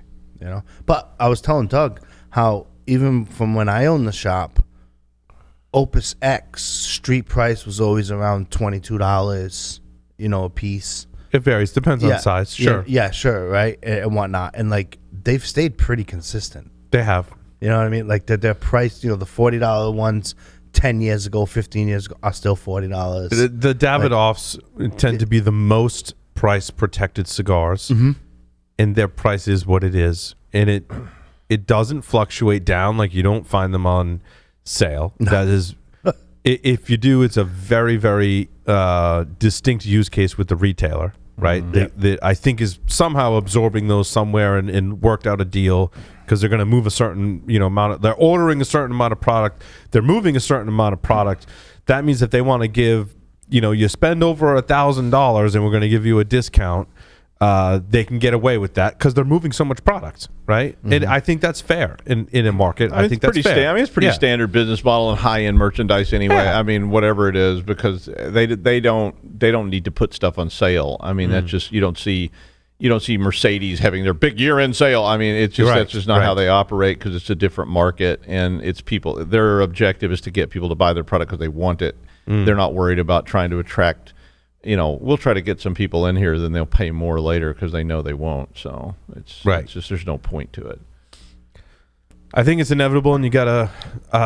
It's one of the reasons why I've been going on spending sprees of cigars because I know the prices are only going to go up. And as we talked about with aging, we know these cigars will age for a certain period of time. So I'm like, buy them up before all these price increases. Now you're in the should I sell this mode of aging? No, I don't. I think because I'm a collector, and I think that's frowned upon. If you're given the opportunity, especially to buy rare cigars at an MSRP price, because typically rare cigars, if you can't find them at MSRP, you're going to pay above because of supply and demand. So a lot of retailers, I'll say, oh, I really want to buy that. And they're like, yeah, that's cool. Like, you can buy that whole box or set or whatever. And I'm like, this is going online for so much more. And they're like, you're going to sell them? I'm like, no. Like, I'm a collector. I'm not doing this as a business. I'm doing this because I like to consume this product. So I'm going to buy it because it's at this price. I am not going to do what they do with NVIDIA graphics cards and PlayStations and Xboxes and make that, $400 or $1,000. Like, I'm after PlayStation, Xbox, and NVIDIA cards and cigars because I want to be a consumer of that, right? But I don't want to pay an inflated price for it because that's going to be frowned upon from my company. That's frowned upon by my accountants. That's frowned upon when I manage my own cigar budget. I don't want to pay inflated prices, right? Because I'm not trying to make a buck. So we bought an NVIDIA graphics card. It was the most expensive one, but we didn't pay an inflated price for it, right? And that saves us in our, helps us with productivity. And that's why I'm buying it, not, we're in the business of making podcasts. We know how to make our money. That's just one of those aging. Yeah. That's an aging dilemma, though. If you've got stuff and you suddenly look 10 years later and go, wow, people are selling these for $500 a piece. Maybe you don't, but a lot of other people look at that, whether it's wine or cigars or whiskey or anything else, and they go, wow, I have this bottle of wine that is being sold for $5,000. Baseball cards are one thing, especially or anything like that. Yeah, but that was a boom during the pandemic because a lot of people are like, I'm stuck home. Like, oh, I got this time in my hands. I'm not traveling. Like, what am I gonna? Let me go clean up my attic. Oh, I got all these baseball cards. Huh. There was a backlog of, I forget the place that ranks them. So you pay a fixed price and they will rank your card, right? And then with that ranking, you can go sell it. I mean, I know people that didn't pay for college, but made some college payments based on some of the baseball cards that they were selling, right? Because they had, he was my neighbor that had...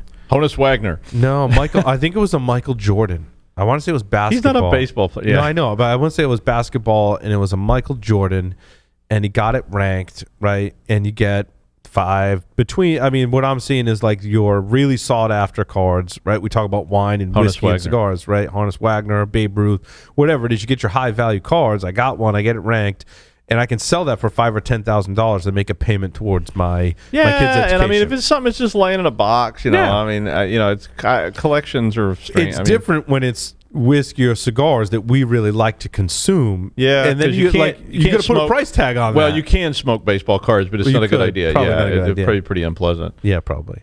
Probably tastes like cardboard. We'll buy some. Okay, so we'll buy some Onus Wagner baseball cards and roll up my Christmas cheer pipe tobacco in them and smoke them on a show. That won't end well. That would be horrible. It'll end like, Yeah, you get a lot of views out of that. Come on. probably. Yeah. But I like smoking tobacco, not paper. I think that's when you look at. It's interesting in some of my feeds. You tune them towards tobacco and cigars. But most of the articles that are out there today are about cigarettes and vaping. And I'm like, that's not tobacco or cigar. I mean, cigarettes do contain tobacco, right? But you're also burning the paper, which to me was always a huge difference between cigars and cigarettes. Vaping isn't even any of that. Like, it's not even close. It's not even close. Vaping is mystery juice from like no telling where. It could be, right? You don't know. I mean, unless Very you're suspicious of what. We also don't know what's in. I mean, to counterpoint that, we don't know what's in our cigars, Doug. Too. I mean, we're trusting. There is a certain level. I mean, we all work in security. Right now on the Stogie Geek show, right? The people that are here on Stogie Geeks are all in security, so the security, a lot of this comes down to trust. We're trusting that everything in cigars is tobacco in a pure process. Now, those of us listening and then working in cigars know that there's some deviations. There could be a little bug spray in there or something. There's, I don't know. I've not heard anything that would make me support or like put out a PSA that there's chemicals to prevent like bugs or disease, right? I have heard though in cigars, the petroleum jelly that makes the wrappers darker. I have heard that. I have no proof of that, right? Like it's like anything else. Like I have no proof or anything like that happens. But I know that's something that I've heard that may happen in that process. I also have not read a study that compares the health effects of cigars that have been coated in petroleum versus not. I think that's much like we talk about health and COVID and vaccines. It's like I saw it in a Facebook comment, and that sounds bad, right? But must be true. I mean, all of us that work in on the show, like we work in technology, we work in security. We're all about testing hypothesis based on data. So, like, I don't know. I haven't read studies that talk about that. Probably nobody's done one, yeah. And even if someone did one, I take that with a grain of salt because I want to see multiple studies, and then I want to see the study that analyzes the study so that we can make an intelligent decision about the risk. And that's what it comes down to. I tell you what's complete bullshit along these lines. It's a great segue. I know you guys are all big Sex in the City fans. You guys all watch that show, right? It's a show. It's a show. It's a whole gig. It's a whole culture. Sarah Jessica No, I know- Parker. I know what it you know is, the yeah. premise of the show. I was right? just making sure you were talking about the show and not just like actual sex in a city somewhere. Right, that'd be a very broad topic, but this is a very focused topic on the show, which I've watched with my significant other. And I tell you what, in terms of like writing and acting, like the show was pretty good in that sense. The storyline is obviously geared towards a bunch of women that are living in the city and trying to make a living and have relationships and all that kind of stuff. But the show is, from my assessment, is well done. I mean, Doug especially, I know you're a very big movie, TV buff. Like the writers were on point, right? Yeah. In this show. One of the characters, his nickname is Mr. Big, right? Because he's a big finance guy in Wall Street in New York. And so it was kind of just, in my mind, the writers were like, well, it's natural that this character would smoke cigars.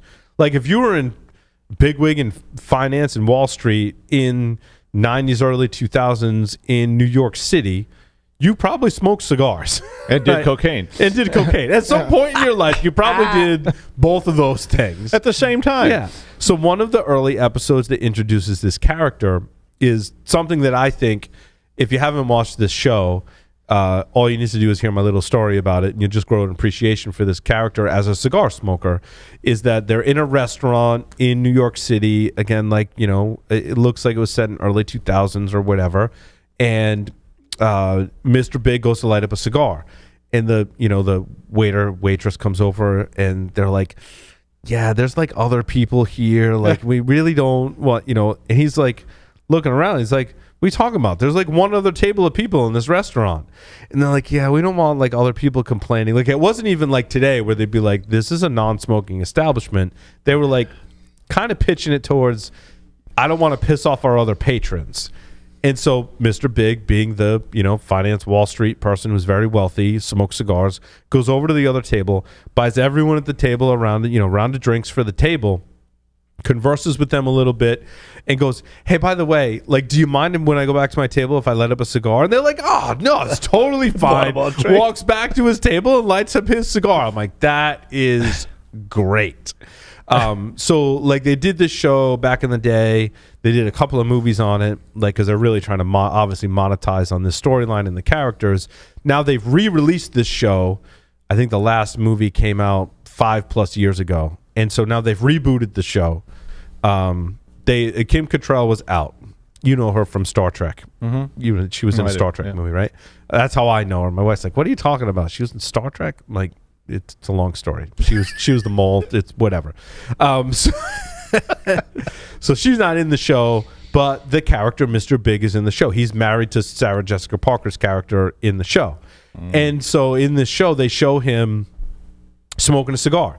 He's like got the window open in his studio apartment that they live in, right? It's a really nice apartment, and he's smoking a cigar. I'm trying to look and see what the label is. Like, is it a Davidoff? Is it a Monte Cristo? Like, what kind of cigar it's a White Owl. Yeah, it's not a White Owl. Like, it's a nice hand-rolled cigar. Oh, okay. That he's smoking, right? And then he gets on a, and I don't want to spoil it. Like, I know spoilers. I know all of you want to go watch this. You already show spoiled now. it by telling us they got married. Yeah, exactly. More spoilers. Damn you. So a big spoiler. Like, turn it off if you don't want to spoil it for yourself. Yeah. But he gets on a Peloton, starts doing a workout, and dies of a heart attack. Ooh. Peloton stock plummets. Wow. Like, it's a huge... So the show, I believe from what I've read, told them, like, we're going to use a Peloton on the show. And the way I envision it is that Peloton's like, oh, this is great. Like, this show is hugely popular. Our product's going to be featured in the show. They're rebooting. There's a lot of buzz about it. They've got everyone but Kim Cattrall back on the show. Like, this is going to be a huge success. It's going to air on HBO. It's going to be, because it was an HBO show and still is today. This is going to be great. And he gets on the Peloton and he drops dead of a heart attack. The cardiologist, apparently Peloton employs a cardiologist. The cardiologist for Peloton goes, oh, no. It wasn't the Peloton that killed cigars. Mr. Big. It was the cigar. I'm like, you're talking about a fictitious character. The writers determine the fate of all these characters. It's not a real person. The writers can write in whenever they want. It's like when we get in discussions with Marvel, like, who would win? Would it be Thor, or would it be it's Iron Man? Like who the would whole win in a thing fight? about what happened after the end of The Sopranos. There's like and somebody, we were talking about that once, and I was like, nothing happened because they didn't write any more of it. You know, and I'm like, they left it up to your interpretation. Like, they had their own interpretation. Yeah, but they didn't write what happened, so nothing happened. It's fiction. It's fiction. Stan Lee always said, and he's quoted in an interview, because he's like, over the years, everyone always asked me, like, who'd win in a fight, Spider-Man or Iron Man? Like, who would win between all these fictitious characters? And Stan Lee's like, there's only one answer to that question. He's like, whoever the writers want to win. Yeah. He's like, this is fiction, folks. I thought you were going to say Stan Lee said, never smoke a cigar on a Peloton. Right? Excelsior. So I mean, would clearly be Spider-Man. No, the answer, Joe, is whoever the writers want to win. In this series of comics, it's this one, because that's who the writers wanted to win. In the case of the Peloton with Mr. Big, it's whatever the writers. Nothing happened to him. He's not real. The writers never really said what the diagnosis is a bit, sketchy. But it's fiction. It is fiction. It comes down to the writers. It's whatever supports the storyline that they're writing into the show. So for Peloton to come out, I mean, obviously they're trying to protect their product and image. I mean, it couldn't be any more clear. They produce no evidence. It's not like they link to any kind of studies or anything. So, like, what does that mean? Well, like, this just put me right off Peloton. Don't smoke a cigar and then get on your Peloton, but only if you're in a fictitious TV show that has. Yeah, there you go. Right. That's really that the only chain conclusion. of events could lead to a really bad thing. So, if you're in a fictitious television show, I always liked that the character smoked cigars, and in fact, in the show, the writers wrote in one of the other characters says, oh, he got a clear bill of health from his cardiologist. Like it was just a freak accident, right? Because Peloton's saying, well, Mr. Big liked to eat and smoke and drink and all these kind of things, and that's it wasn't the Peloton that killed I would him. say a cigar smoking guy named Mr. Big in New York in the 90s Right. probably ate a lot of Lobster, and, lobsters, rich butter, foods, yeah, right. steaks with big piles Drank of butter wine on top and of martinis. them. I mean, they do show him martinis. drinking. He was a big wine connoisseur. They're sharing a bottle of wine in the Wine's show good as for your well. heart, But though. yeah, everything in moderation. Yeah. I mean, we're not health experts here, but I can I'd say don't drink a bottle of wine and get on a Peloton. That could be pretty ugly. could be bad. How did Mr. Big have time to get on a Peloton? You got to dedicate.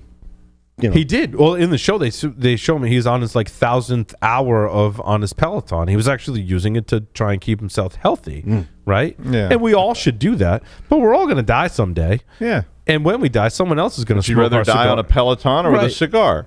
And someone else is going to smoke your cigars after you die, and that goes back to our Ooh, previous segment. yeah. You should smoke all the good stuff that you have while you're still alive. Because otherwise, some schlub's going to inherit it and give it all out to his friends down at the pool hall. Right? I don't know. My dad left me these. I don't know. They're called Opus something or other. Let's smoke them. Tim says now he was wondering about the price dip of Peloton. Right? I think Peloton's great. I think it's a great product. I've been toying with getting one myself. I think it looks pretty cool. Yeah, it's a whole culture. And You'll have to give up the cigars. It's a dangerous Right? Because combination. if I have a cigar and a Peloton, I might die, provided my life is written by the same writers as Sex and the That's City. right. You never know who's writing your life, so you better be careful. I think it would still be Spider-Man. I'm also very excited for the new Spider-Man movie. Very excited for that. That's kind of a side note. Speaking of Spider-Man, can't not talk about it released today. You can go to the movies and theaters and watch it right now. That's true. Yet you're still listening to this show, and I thank you for Yeah. that rather than going We to watch appreciate Spider-Man. you We staying appreciate here 'cause that. you 'cause could be watching Spider-Man. I know. right now. I'm excited about that. So, what do you guys like for gifts? Either to give to your cigar smoking friends, or as a cigar smoker, what would you like as a gift that's related to cigar smoking? And don't say Peloton. Or White Owl. Yeah. Peloton and White Owl are off the table. I mean, you get a Peloton because that's what you want to do. It shouldn't relate to your cigar smoking. So what would we? I mean, those Like are for those a are gift, tough. that's- To that me, is tough. these are very tough gifts unless you know somebody very well. True. I mean, just bourbon alone. I mean, there's so many different kinds and so many different price points and so on. So I think you have to be careful with that. And I think cigars are even more nuanced than a lot of this other stuff. Because if you just go out and you buy, you go to a cigar shop and say, I don't know, my husband smokes cigars, my boyfriend smokes cigars, my girlfriend smokes cigars, and you're like, I don't really smoke them, but I think you're going to get Unless they know that person. If they know them, yeah. So what I was going to say was same with wine. If you have a family member, a friend, or a significant other, whatever that smokes or drinks or whatever, if you know they have a place they go, then you go find the sommelier and go, hey, Yeah. what does Doug like? And they can say, oh, he buys these really nasty White Owls. I've seen that with And- Stogie saying I've literally been standing there when holiday time comes around. Yeah. You see it. They go see Stogie Santa and they're like, hey, Stogie Santa, my significant other is this person. I want to get him a gift. What do they like? And he'll put together something for them. Don't just go get the most expensive thing you can find at the Davidoff No, 'cause that shop. might not because be- they may yeah. not even like those, and it may Right. be too much or whatever. And I think all that stuff is so nuanced. You better find somebody that knows, because otherwise you're going to be, or get them a gift certificate. Yeah. I know that's not all romantic and sexy and everything, but I mean, if you know somebody who likes cigars, go to the local cigar shop and get them a gift certificate and let them get whatever they want. And I don't know. I appreciate think that. a quality cutter or lighter. Yeah. I don't think a cigar smoker can really have too many cutters or lighters. For sure. The The only thing I wouldn't like quality would be, one though. Quality. Yeah. The only thing I wouldn't like would be an ashtray. Because I agree. I agree, Joe. I think that's good- You have good ashtrays. advice. If you go for a walk and you have a sky do thing, whatever. I wouldn't like an ashtray, like a nice ashtray. I've given away so many nice ashtrays that I've won in raffles. I and think stuff all like the that. ashtrays sitting on the table today are ones that came free I know the ones I brought because I got them for free. You get them for free when you order, or a cigar rep or whatever, or you win it at a raffle at a cigar event, and you have this collection of lighters. Lighters are good. If I had to choose, like, I'd like a nice soft flame lighter. Like, it's not butane. Like, you know what I mean? Like a soft flame. Like an old school lighter? No, like well, not a torch. Well, a lot of them are butane, but you mean like an old torch. Zippo kind of lighter? Like with not lighter a Zippo, fluid? though. Not a Zippo. No. Zippo uses the fluid fuel. So what kind of fuel are you wanting? Butane fueled soft flame. Butane. Okay, yeah, I know what you mean. Yeah, it looks like a match, but it's like butane driven. Like Colibri makes one. Yeah, that I really DuPont like. makes one. Like, it depends on your price DuPont point. makes really expensive like, ones. I mean, They're you nice. can get like a freaking $4,000 ST DuPont lighter. But like, you know, a nice $100 ST DuPont. Do they have them in that $100 price range? It might be $1.75. Yeah. You know, those are really nice ones. But like a nice for me, a nice soft flame lighter. I mean, cutters. I mean, I have so many of them. You know what I mean? They're always lying around. They're lying around my drawers here at work, at home. You know, I have so many of them. You know, I have the classic Zyke. I have 2 of these. Right. But see, because I have a lot of them, I put them like in different spots. Like one's in my golf bag, one's in my regular computer bag for work. One's in the shower. You know, no, I don't smoke in the shower. But what the hell's wrong with you? This is you know, How do you smoke in the shower? Just stay above the water line. I gotta figure that out. You know, plexiglass, right? You have it above with plexiglass. I used to smoke cigarettes in the shower. Really? Really? Yeah, I did all the time. Was that the 70s? I never didn't have a cigarette. When I smoked cigarettes, I Really? always had a cigarette. I would wake up in the middle of the night and smoke cigarettes. I would wake up like 2 in the morning and go, I'm going to light a cigarette. Yeah, you get that fixed. But like, I would like a nice soft flame lighter if I could choose. And I probably should. I'd like a stand-up humidor, but like a smaller one with drawers. Almost like a, you know, it stands, they say, like 4 feet high or something like that, Paul. Wooden trays to really. I was trying to look really up. get into aging, and I would have to have a lock and key, and I would give the key to you. This way, I couldn't get in it. But I do know how to lockpick now, so that wouldn't help. That wouldn't work. You get a timer lock, so it waits 5 years and then opens. So you get like these mystery drawers that are not going to unlock for 5 years, and you forget what's in them, and then that would be kind of cool actually. But for me personally, like a nice soft flame lighter. I have a custom cigar cutter, and I can't for the life of me remember where I got it from. It was actually someone in security that recommended I go. I think he knew the owners of this company and recommended that I go there and buy the cutter. And it's the one I keep. You guys have seen it. It's the one I keep on my desk. It's like a silver color with like a black inlay. It's super thick. It's really heavy. And it was like $175 for the cutter. But it never leaves my desk.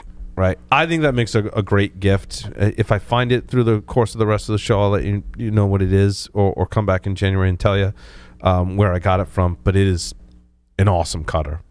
Those kind of things make, I think, really good.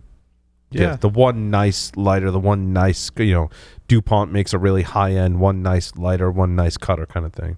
I stand corrected. Looks like I can get an ST DuPont lighter for $1,015. Get 2 then. I know they're big bucks, dude. They're big bucks. No, Lou had one that got stolen, but yeah, he had one that probably cost like $500 or something. And humidors. I've been seeing a lot of the refrigerator style humidors. Yeah, there's a lot more companies. It's the now. same chassis. Those little It's a winedor. A winedor is what we call it. Oh yeah. It's a thermoelectric wine fridge, which doesn't remove the humidity, right. But keeps it at a certain temperature. There's a lot more companies making these now. I don't have a list, but Google around for them. We were looking at we were just recently trying to buy a house, and we were looking at houses, and a lot of houses had these in kitchen little wine refrigerator things, and some of them had cigar compartments. Some of them have combined. And some of them have separate compartments for red wines, white wines, and cigars and stuff like that. Yeah.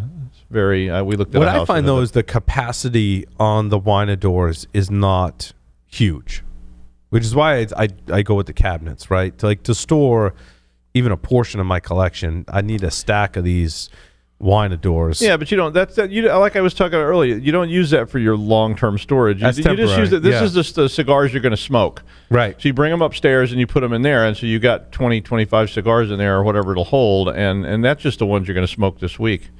Right. You know, it's not the. But ones. I find though, if you're going to spend the money on something that controls temperature and humidity, Yeah. to me that would be my long-term storage. Well, you can buy large. You can buy large of those same things at store wine. You can just put 500 I haven't bottles seen of wine. ones that have like a really large wine refrigerator Really? that stores Oh, they cigars. make, I haven't seen really large. Well, they do ones. make them. I mean, you see them in people's basements and Yeah. stuff. Like we looked at a house that there was like 4 of those in the basement. That each one would hold like 200 bottles of wine, and so Down, they do make humidors that have the components to maintain temperature. Yeah. But it's a wooden. I have one at home. It's a wooden piece of furniture that maintains temperature, so it's not a wine-ador. So I feel like if you want to have something that controls temperature, that's a really big cabinet, you're going to go to.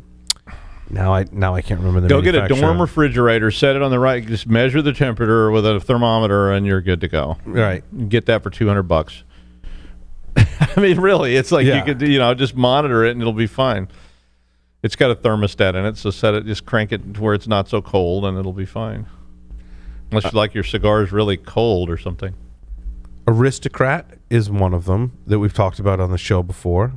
And there's another one that I can't think of the name. I have one, but those are the ones you want to go after. Those higher ones. There's like Aristocrat and one other manufacturer that makes really nice wooden furniture and has models that they put the thermoelectric cooling unit in that will maintain temperature. Those are ones you want to go for. What would you like for a gift? I don't know, man. I got most of the cigar stuff like covered. I think He was just telling you, Joe. I don't have a DuPont. Aristocrat. I don't have a DuPont Like to me, lighter. like an ST DuPont lighter. Like I saw DuPont something for lighter and $700. a nice cooler. Yeah, like something like that, because like something like that we would have forever. Yes, like you know exactly. what I mean? Like I like It's not I a like, consumable. right? Like it's like it's sentimental. You know what I mean? Or whoever gave it to you, or however you got it. You're like, what's the matter? You all right? Oh, right. I thought you were laughing at me. Smooth. Right. So I'm like, I don't know. Like I would like that would be like the top of my list. Also, like I used to have a room way back in my younger days. I used to rent this antique house. So I actually lived above an old antique firehouse over in Riverside. It was Just the PSA. Don't retrohale whiskey. Oh, okay, gotcha. Right. So I used to rent this back in the day. I loved it. Right. I used to rent this old firehouse, and I lived above the old firehouse, and it was historic underneath, and people go visit, and it was there, and Wow. smoking it and whatnot. It's in Riverside, right? It's I actually was a 3-bedroom. God, I miss those days. Rent was $5.25 cash, right? and like so one room. Did it have the pole? No. It was only me. Yeah. Well, Yeah, we were- but it was blocked off. Did you Like, have like an old hearse with like the ghost with the line through it? No, but here's my point. It was a 3-bedroom house. It was a 3-bedroom house. It was only me, and I actually turned it into like a cigar den. So I went to the antique shop. I bought those like French back chairs, and I bought them for like $60 each because I needed smoking in them. And like I set up a cigar room, and like friends of mine, friends I still talk to today, like dude, like we had like the most fun just chilling in that room, and just there was no TV, had a bottle or whatever, and just chilling. And I have the nightstand from it still. I've long gotten rid of the chairs, and I have some antique stuff in my garage that I've cured. I had a little like cigar Indian, and it was like a little like your own shop. Like Right. I'd like a shed on my property for like a something he like that. shed, not a she shed, but a he shed. Yeah, like something like that. That was furnished, and you're not out there with your jacket. That's freezing. what I just gave up. At my other house, I had a 2-story building, and it was like separate from the house. Yeah. You could smoke out there. I mean, it was like 1,500 square feet, so it was it Yeah, was, like something like that. You invite some yeah, I friends know. over. I'm missing it badly when I'm standing out on the deck in the freezing rain smoking. I told you should build one. I want to. It's just I got to sell that other house first. So. Speaking of which, one time only. Yeah. So what are you going to do, Doug, to have a place to smoke and have your humidors in and stuff like that? All right, now I don't. What's your plans, though? We're gonna. Well, I'm probably gonna build an office out there because I always had an office. I don't have anywhere to put all my guitars, and I don't even have all my guitars. So or more than half the guitars are sitting in the storage building, and right. I got all the guitars and amps. All the amps are in storage building. So yeah, so I have to have somewhere to put all that stuff. And it's so probably build something. I like the separate. I think. My next humidor will be like a built-in walk-in kind of thing too. Yeah. And I would do like a cellar, have some wine, have some pipe tobacco there, some whiskey. You know what I mean? And just kind of like a bar. You know what I mean? I could have done that with my old building. I could have literally been like a bar. And right. Yeah. I just never did. But it was cool. You could play guitar. You could smoke. Yeah. I mean, I can drink in the house now, but you can't. Nobody's going to go for smoking in the house. You got to have a separate structure, especially for cigars. Oh my god, for cigars. Because we were talking about with airplanes, we didn't talk about that on air. We were being nostalgic and talking about when you could actually smoke on an airplane. And then in a certain juncture, I remember in college, there was the smoking section of the airplane and the non-smoking section. Was that always the case? I think there really was. I don't like the think back half was usually smoking, and by the time by then it was. By the time earlier, I think old in the enough to '60s in the '60s people smoked on the planes. Smoked everywhere. People smoked everywhere. I've been watching a lot of mafia history documentaries and stuff, and in the '30s when a lot of the immigrants came over and they created gangs, and then eventually the mafia.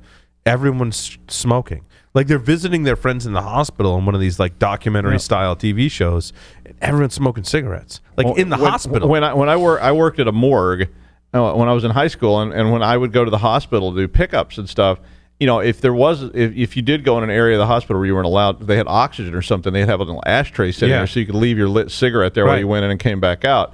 But I mean, you walk around the hospital. Sometimes people in the elevator would be like, "Would you mind extinguishing that?" And the elevator had a big ashtray in the front of it, and it's like, it's just 2 floors. Give me a break here. Yeah. But I mean, people smoked everywhere. I remember people like to tell you to put your cigarettes out a lot, Doug. Back in the day. Yeah. On the airplane, you said some lady they were asking. Yeah, you'd run into that where there'd be these like horrible, pinko, un-American types who didn't smoke standing there. Was that like in the 70s, 80s?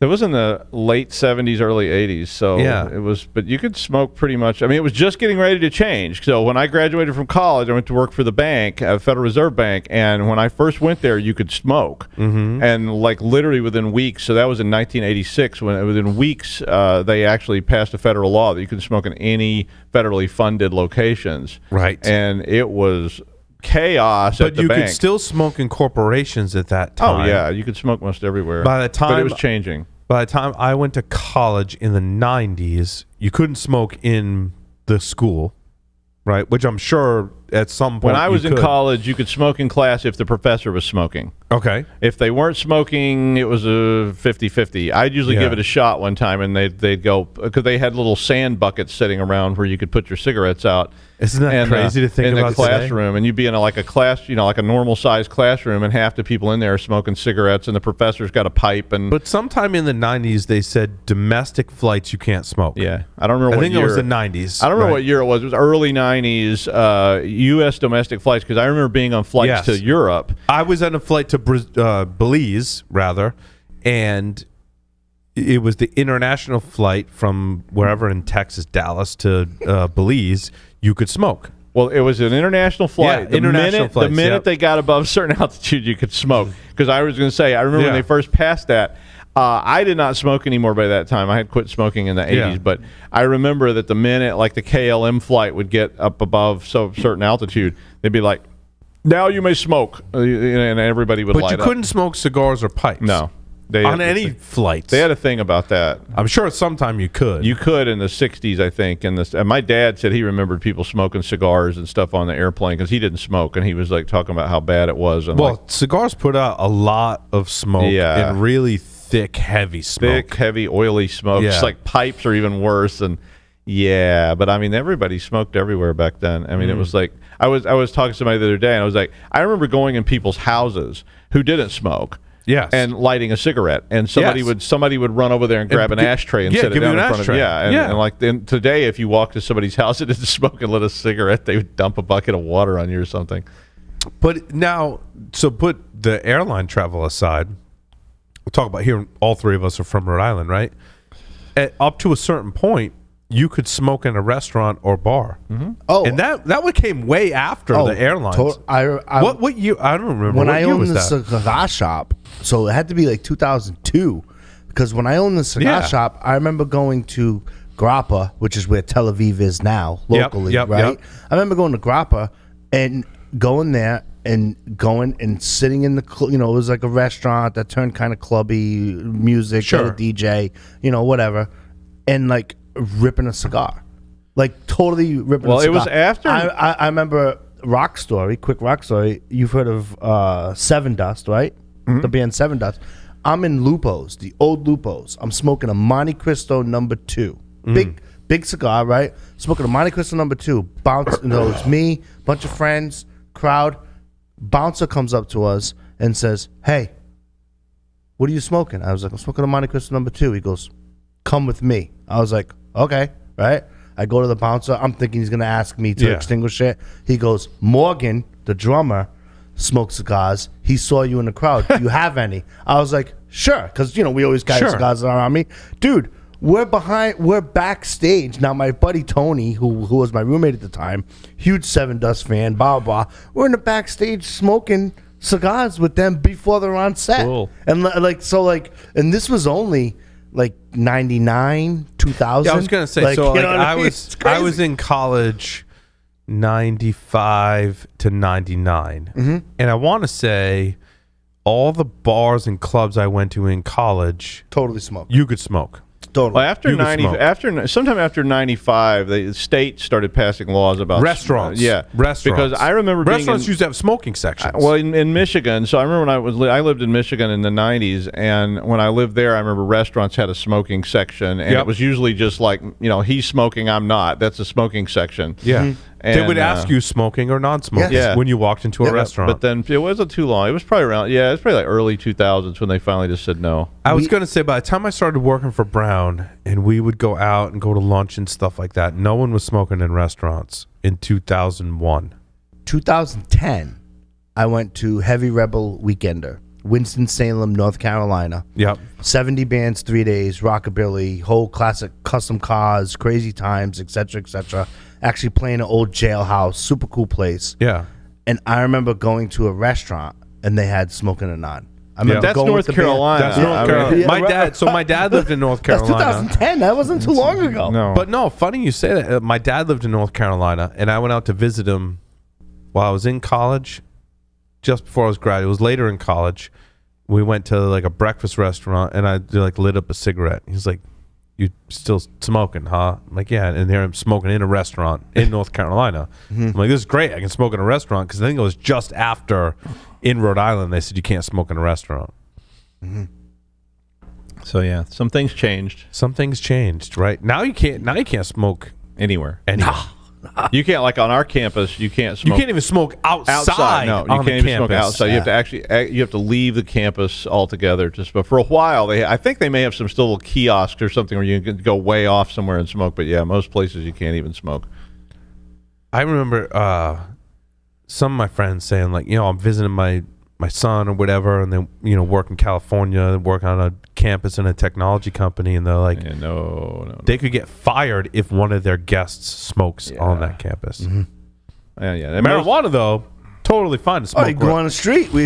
Doesn't matter. On the street in San Francisco, 2019 RSA. Don't have a cigar or a cigarette, but like if you got a joint, you're totally fine. But if you smoke tobacco, that's 2019. That wasn't too long ago, right? Can't smoke anywhere now. It's crazy. It's changed. Like I remember cigars and my older friends. I don't understand. Like we're gonna have masks to go into restaurants. Shouldn't we be able to smoke if people have masks? Oh my god! You got masks on. What does it matter, right? You can't smell it as good. But That there's would lots never of cigar fly. clubs now, so there are. But you're right, Doug. That's what it, I think, really fueled was the Cigar opening clubs of these and- cigar clubs and lounges where people do want to go and smoke. I mean, there's a place for that, and it's nice. Yeah, and it's I a like place, to go. yes. I don't miss people smoking in restaurants. I mean, I when I kind of smoked, agree. I didn't I smell agree. it. 'Cause, Yeah. used to you didn't even smell smoke. I mean, I remember my friends in high school like smoking in their houses in the bathroom and stuff, and going, "Hope my parents don't see this." And I'm like. Today, my daughter's like, how on earth if somebody likes it, we could smell when our neighbors lit a cigarette in their house. Yes. But back then, you couldn't smell it. I remember smoking at my parents' house when I was a kid, and my parents didn't smoke. And they didn't notice it. Because you weren't, Because it's- they were so used to the smell of tobacco because it was everywhere that they didn't even think about it. I mean, I remember like being in church and sneaking out of church and going out into out the front area and still inside and smoking cigarettes, and nobody noticed it because nobody smelled. Today, if you light a cigarette, anywhere in the general vicinity, somebody because will smell more it. people smoked and it was on their clothes, it was in the air and the It's- outside. yeah, it's crazy I how took many people it's smoke. funny. This Tuesday, I took my trash out. I'm taking my trash out. I'm going, I smell cigarette smoke. I'm like, that is cigarette smoke. And I'm like, now I have a teenager, right? And some of the kids in the neighborhood are getting older and stuff like that. And I'm like, is it one of them smoking? I'm like, who's out on the roof smoking or whatever? Because I was a teenager too, and you snuck everywhere to go have a cigarette or whatever. And I'm like, who's smoking? It was my neighbor across the street, but I picked up on it. Yeah, you smell it right away. Yep. But you didn't used to. No. And nobody noticed it. And all the cars smell like smoke because somebody smoked all the time. My dad was in a carpool, and out of 4 people that rode in the carpool, he was the only one that didn't smoke. And one guy smoked a pipe, and the car was just covered in tar and everything, Yeah. and everything was like that. My grandfather, when I was young, my grandfather passed when I was 11. So put this in perspective. So I'm 9, right? And I would go visit my grandparents, and he couldn't walk all the way down the street, but he'd walk to go get his tobacco or his cigars, right, and whatnot. And sometimes he didn't. As he was getting older, he didn't walk the whole way. I would go to the tobacco shop and get it for him. You know what I mean? And go to the tobacco shop, and then he would see my grandfather and wave down the street or whatever. But it's like it was always around. It was parents. It was always around, and it just. My uncles always talked about smoking when they were 4 years old. He said when he was 4 and his brother was 3, his father would send him to the store to get cigarettes, and they'd go buy 2 packs of cigarettes and 2 singles, and they'd smoke the 2 singles walking back home. Right? I remember being in high school, and it was one of those times where you have a family event where you have to stay, and I'm a junior in high school, so I'm 17 years old, and we have a family get together in a fire pit. And my mom's like, "Can you and your father light those cigars, keep the mosquitoes away?" Yeah. Really? And you're like, "Okay, great." We were going to anyway, but but she rushed that process. You know Well, what I and mean? It's nowadays you're at an event outside at a party, and you're like, can I smoke a cigar? yeah. If it's my house, I'm doing what the fuck I want, right? Yeah. People know when they come to my house for a party, if it's a birthday party for a kid or what have you, they're cigars, right? But a lot of other events like that, no smoking, none of that. It's definitely changed times. It's good though that we have places where we can smoke today. Well, that's kind of the way Still, it should be. I agree, Doug. I agree with that. I do. I think outside it should be whatever because you're outside. I mean, I never thought about how annoying it was until I quit smoking, and then I was around when places where people, But I think it's more use your language. It's more annoying than it is a public safety issue. Oh yeah, it's just it Right. smells bad, and I don't want to smell it. I'm trying to eat my food, and I don't want you sitting next to me smoking and all this. And so it's nice that there's clubs and restaurants that cater to people who smoke. And when I want to smoke a cigar, I can go there, and that's cool. And I think I'm in the minority of the population that when I'm eating, I can deal with smoke.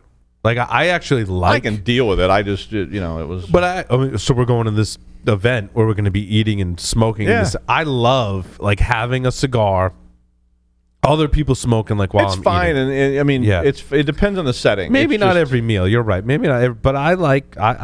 I like having a cigar while I'm eating and drinking and smoking and enjoying it all at once. Like I like that. Well, kind if of that's the environment. event, then it's I do too. But it's just not all the time. All the time is Yeah. kind of annoying. So Tim, who clearly knows both of you, didn't realize you were that old, and he wants to know if you dye your hair.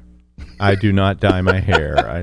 Notice he doesn't ask me that. I was gonna As my beard gets longer, it's more gray. If I was going to dye my hair, it would be a more interesting color than this. So I did dye. It was blue last year for a while. So because It was, yeah. because of we were bored during the pandemic, and my daughter was like, "Let's do something." Well, the way we're going, you might be. I know we're going to be Pick a doing new that again color. this year. Yay!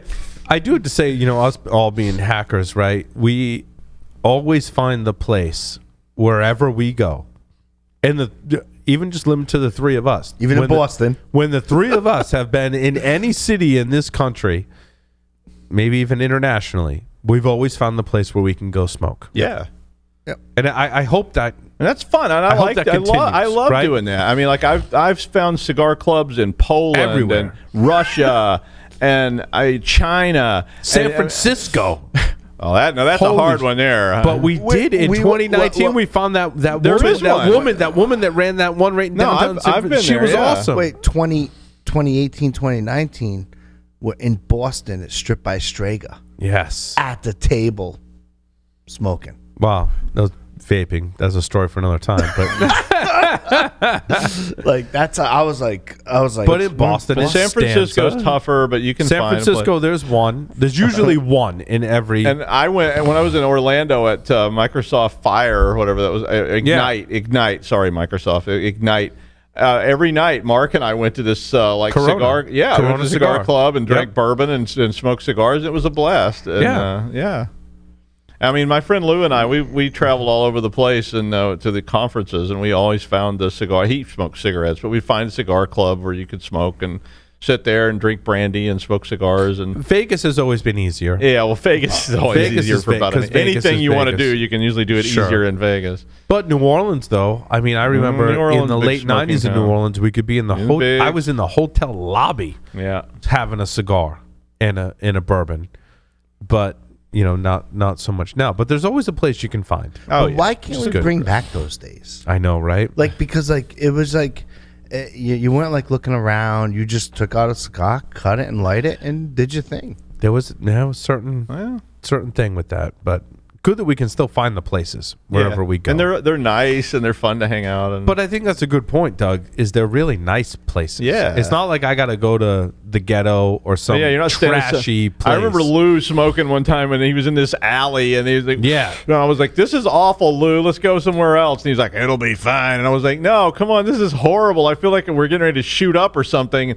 Yeah. was like, "Let's go find a cigar bar or something we can sit there." And so we finally did, because he was out there freezing in the cold trying to get his. A lot of cigar bars don't let you have cigarettes. That's right. We learned But that. We learned that the you hard can have way. cigar, and I think the three of us have been in some of the nicest places in the country and had cigars together, and it's a really nice thing. It is. I like it that it's a luxury thing that you can go to a really It's nice awesome. place, have a nice drink, and I'm have very a cigar. fortunate to have gotten to Yeah. do such things, and I always enjoy doing those things with everybody here. We always have such a good time, and at DEF CON and all these kind of things, and RSA or whatever. And so Absolutely. hopefully those days will come around again. Hopefully so.